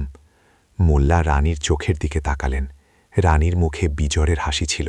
তার মনে হল এই মুসাফির হেরে গিয়েছে। জলদি করো, রানী বলল, আমার ধৈর্য বালির মতো পিছলে যাচ্ছে। মোল্লা হাসলেন। রানী সাহেবা, জবাব খুব সহজ, কিন্তু জবাব দেনার আগে আমি আপনাকে এক উপহার দিতে চাই। উপহার? তোমার কাছে তো কিছুই নেই। আমার কাছে সেটিই আছে যা ধাঁধার জবাব। মোল্লা নিজের কপালে আঙুল রাখলেন, জ্ঞান, নলেজ। মোল্লা বুঝিয়ে বললেন, জ্ঞানই সেই জিনিস যা আমার কাছে আছে, কিন্তু আমি তাকে ছুতে পারি না। এটি আমাকে ধনী বানায়, কেউ একে চুরি করতে পারে না। আমি যত আপনাকে বিলিয়ে দেব, আমার জ্ঞান তত বাড়বে। আর যদি আমি একে নিজের মাথায় বন্ধ করে রাখি, তবে এটি অহংকার হয়ে পচে যাবে। রানী অবাক হয়ে গেল। জবাব একেবারেই সঠিক ছিল। শতাব্দী পরে কেউ তাকে তার নিজের চালে হারিয়েছে। সাব্বাস! রানী হাততালি দিতে লাগল। তুমি সত্যিই চতুর। বলো কি চাও, সোনা, রূপো নাকি আমার শক্তি? মোল্লা স্বস্তির শ্বাস নিলেন। শ্বাস নিতেই যাচ্ছিলেন যে তখনই শহরের মূল ফোটাকে এক ভয়াবহ বিস্ফোরণ হল। ধাপাস! সোনালি দরওয়াজা যা শতাব্দী ধরে কেউ ভাঙতে পারেনি, আস্তা ভেঙে পড়ে গেল। ধুলোর মেঘের ভেতর থেকে দুই আকৃতি ফুটে উঠল, আর তাদের পেছনে এক পুরো ফৌজ। এটি বরকু খান, মঙ্গল সেনাপতি আর ওই অমর ঠাকদের সর্দার ছিল। এখানেই আছে ওই জাদুকার। সর্দার চিৎকার করে উঠল। তার মুখ এখনও একটু ফোলা ছিল, কিন্তু তার চোখে প্রতিশোধের আগুন ছিল। সে হিরে ফেলে গিয়েছিল, আমরা ওটার পিছু করেছি। ও আমাদের এই সোনার শহর পর্যন্ত নিয়ে এসেছে। মোল্লার মাথা ঘুরে গেল। হীরের রেখা, ওই ছেঁড়া থলি শুধু ক্ষতি করেনি, বরং একটি মানচিত্র হয়ে গিয়েছিল। মোল্লা অজান্তে নিজের শত্রুদের নিজের পেছনে ডেকে নিয়ে এসেছিলেন। বরকু খান সোনার বাড়িঘরগুলো দেখল, আর তার লোভাতুর হাসি প্রতিধ্বনিত হল। হা! মোল্লা সত্যি বলেছিল, এই শহর সম্পদে ঠাসা। এখন এই সব আমার। মেরে ফেলো সবাইকে। মঙ্গল সৈনিকরা শহরে ঢুকে পড়ল। রানী তিলিসমা এটি বরদাস্ত করতে পারলেন না। আমার শহরে রক্তারক্তি, তোমাদের এত স্পর্ধা! এখন এক ত্রিমুখী যুদ্ধ, থ্রি-ওয়ে ব্যাটেল শুরু হতে চলেছিল। একদিকে জাদুকরী রানী, অন্যদিকে ক্রূর মঙ্গল আর লোভী সর্দার, আর মাঝখানে আমাদের প্রিয় মোল্লা নাসিরুদ্দিন আর বেচারা করিম। বরকু খান রানীর দিকে তলোয়ার তাক করল। এ নারী, সর সামনে থেকে, না হলে তোর জাদুকরী আমার তলোয়ারের সামনে টিকবে না। রানী তিলিসমা নিজের চোখ বন্ধ করল আর হাওয়ায় হাত নাড়াল। মাটি থেকে সোনার লতা বের হয়ে মঙ্গল সৈনিকদের পা জাপটে ধরল। কিন্তু মঙ্গলরা সংখ্যায় অনেক বেশি ছিল, তারা লতাগুলো কেটে এগিয়ে যাচ্ছিল। সর্দার যে এখন বুঝে গিয়েছিল যে মোল্লাই সবচেয়ে বড় বিপদ, সে সোজা মোল্লার দিকে দৌড়ে আসল। আজ তোকে কোনো গল্প বাঁচাতে পারবে না মোল্লা। সর্দার মোল্লার ঘাড় চেপে ধরল। মোল্লার দম বন্ধ হয়ে আসছিল। করিম সর্দারকে মারার চেষ্টা করল, কিন্তু সর্দার তাকে এক হাতে দূরে সরিয়ে দিল। ছেড়ে দাও আমাকে, মোল্লা রুদ্ধস্বরে বললেন। যদি তুমি আমাকে মেরে ফেলো, তবে তুমি অমরত্বের জল কোনোদিন পাবে না। অমরত্ব শব্দটা সর্দারের হাতের বাঁধন আলগা করে দিল। লোভ তার পুরনো বন্ধু আবার ফিরে আসল। কি অমরত্ব? কোথায় ওটা? মোল্লা কাশতে কাশতে রানীর দিকে ইশারা করলেন। ওই রানী, ও অমর। ওর মুকুটে ওই জল আছে। যে ওটা পান করবে, সে খোদা, ঈশ্বর হয়ে যাবে। সর্দার মোল্লাকে ছাড়ল আর পাগলের মতো রানীর দিকে ছুটল। ওদিকে বরকু খানও মুকুটের কথা শুনে ফেলেছিল। এখন মঙ্গল আর সর্দার দুজনেই একে অপরকে ধাক্কা দিতে দিতে রানীর দিকে এগোল। এই মুকুট আমার! রানী তিলিসমা এখন রাগে অগ্নিশর্মা হয়ে গিয়েছিলেন। মূর্খ মানুষ, তোমাদের মনে হয় তোমরা আমার মুকুট ছুঁতে পারবে? রানী নিজের দুই হাত আকাশের দিকে তুলল। আজ আমি এই লোভের শেষ করব। পুরো শহর কাঁপতে লাগল। আকাশের রং কালো হয়ে গেল। রানী এক মহামন্ত্র পড়লেন। যে যেমন তাকে তেমনই দেখা যাক, সত্যের দর্পণ মিথ্যাকে গিলে নিক। এক তীব্র আলো হল, এত তীব্র যে সবাই অন্ধ হয়ে গেল। যখন আলো সরল, তখন দৃশ্য বদলে গিয়েছিল। বরকু খান আর তার সৈনিকরা, যারা নিজেদের মহান যোদ্ধা মনে করত, এখন একে অপরকে রাক্ষস মনে করছিল। রানীর জাদু তাদের ভ্রম দিয়েছিল। তারা নিজেদের মধ্যেই লড়াই করতে লাগল। মর সস্তান! বরকু নিজেরই সিপাহীর সাথে লড়ছিল। আর সর্দার দেখল যে মোল্লার চারদিকে পাহাড়ের মতো সোনা আছে। সে দৌড়ে ওই সোনার স্তূপে ঝাঁপ দিল। কিন্তু ওটা সোনা ছিল না, বরং রানীর তৈরি করা মায়াজাল ছিল। সর্দার এক অন্তহীন গভীর কুয়োর মধ্যে পড়ে যেতে থাকল, যেখানে সে অনন্তকাল পর্যন্ত পড়তে থাকবে সোনা ধরার আশায়। ময়দান পরিষ্কার হয়ে গেল। মঙ্গলরা পালিয়ে গেল নিজেদের ছায়া দেখে ভয় পেয়ে, আর সর্দার নিজের লোভের খাঁচায় ফেসে গেল। এখন শুধু রানী, মোল্লা আর করিম বেঁচে ছিলেন। রানী নিজের শক্তির প্রদর্শন করে ক্লান্ত হয়ে পড়েছিলেন। তিনি নিজের সিংহাসনে বসে পড়লেন। মোল্লা, সে হাঁপাতে হাঁপাতে বলল, তুমি খুব চতুরতার সাথে তোমার শত্রুদের আমার সাথে লড়িয়ে দিলে। তুমি সত্যিই খতরনাক। মোল্লা ধুলো ঝাড়তে ঝাড়তে বললেন, রানী সাহেবা, কাঁটা তোলার জন্য অন্য কাঁটার প্রয়োজন হয়। আমি শুধু ওদের সঠিক দিশা দেখিয়েছি। রানী হাসল। আমি তোমার ওপর সন্তুষ্ট। তুমি চাইলে এখানে থাকতে পারো, আমার উজির হয়ে। অমরত্ব, সম্পদ সব তোমার হবে। শুধু তোমাকে এই দুনিয়া থেকে নিজের সম্পর্ক ছিন্ন করতে হবে। মোল্লা এক মুহূর্তের জন্য ভাবলেন, অমরত্ব, সোনার শহর, এটি খুব আকর্ষণীয় ছিল। কিন্তু তারপর তিনি করিমকে দেখলেন, যে বাড়ির কথা মনে করে কাঁদছিল। তিনি ওনার গ্রামের সেই ছোট্ট চায়ের দোকানের কথা মনে করলেন, যেখানে লোকেরা ওনার আজেবাজে কথায় হাসত। তিনি ওনার স্ত্রীর বকাঝকা মনে করলেন। না রানী সাহেবা, মোল্লা মাথা নোয়ালেন। সোনার খাঁচায় থাকার চেয়ে ভালো যে আমি আমার মাটির কুঁড়ে ঘরে থাকি। সেখানকার হাওয়ায় স্বাধীনতা আছে। আমার অমরত্ব চাই না, কারণ মৃত্যু ছাড়া জীবনের কোনো মজা নেই।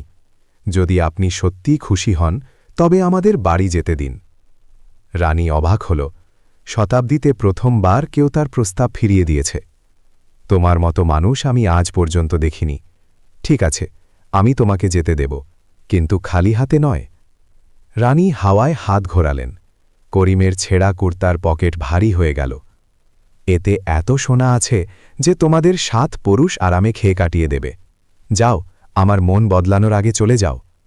মোল্লা আর করিম রানীকে শেষ সালাম করলেন। রানী তুড়ি বাজালেন, আর পরের মুহূর্তেই তারা স্বপ্নের শহর থেকে উধাও হয়ে গেলেন। দৃশ্য বুখারার সেই পুরনো সরাই। চোখ খুলতেই মোল্লা নিজের সেই পুরনো খাটিয়ার উপর ছিলেন, নিজের বাড়ির উঠোনে। সূর্য উঠছে, মোরগের ডাক শোনা যাচ্ছে। এটা কি স্বপ্ন ছিল? মোল্লা বিড়বিড় করলেন। তখনই করিম দৌড়াতে দৌড়াতে আসল। মোল্লাজি, মোল্লাজি, দেখুন! করিম নিজের পকেট থেকে মুঠি মুঠি সোনার মুদ্রা বের করল। সেগুলো আসল ছিল, রানী তিলিসমারের উপহার। আমরা ধনী হয়ে গেছি মোল্লাজি, আমরা ধনী হয়ে গেছি। করিম নাচছিল। মোল্লা হাসলেন। তিনি নিজের পাগড়ি খুললেন আর তা ঝাড়লেন।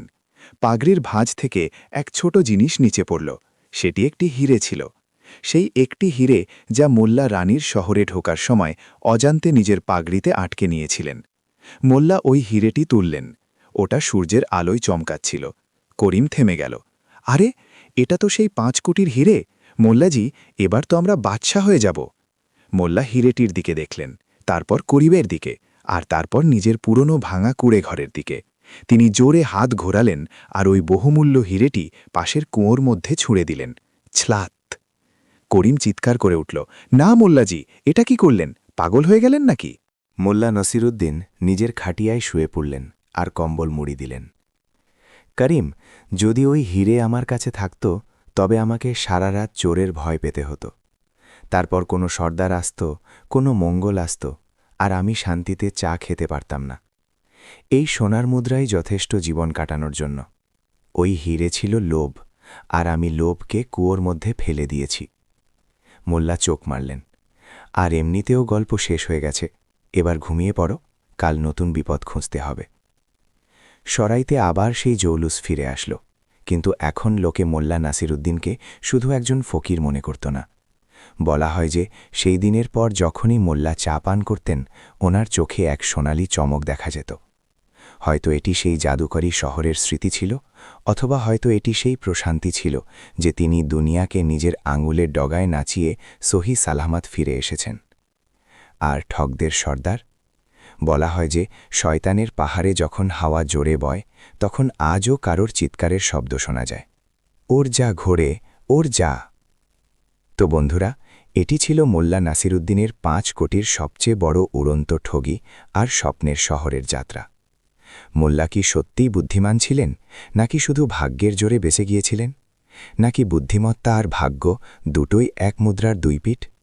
মোল্লা আমাদের শিখিয়েছেন যে জীবনে সবচেয়ে বড় সম্পদ সোনা নয়, বরং উপস্থিত বুদ্ধি আর সন্তুষ্টি। যদি আপনার কাছে মস্তিষ্ক থাকে, তবে আপনি মঙ্গলদের হারাতে পারেন, জাদুকরীদের জয় করতে পারেন, আর উড়ন্ত ঘোড়াও বিক্রি করতে পারেন।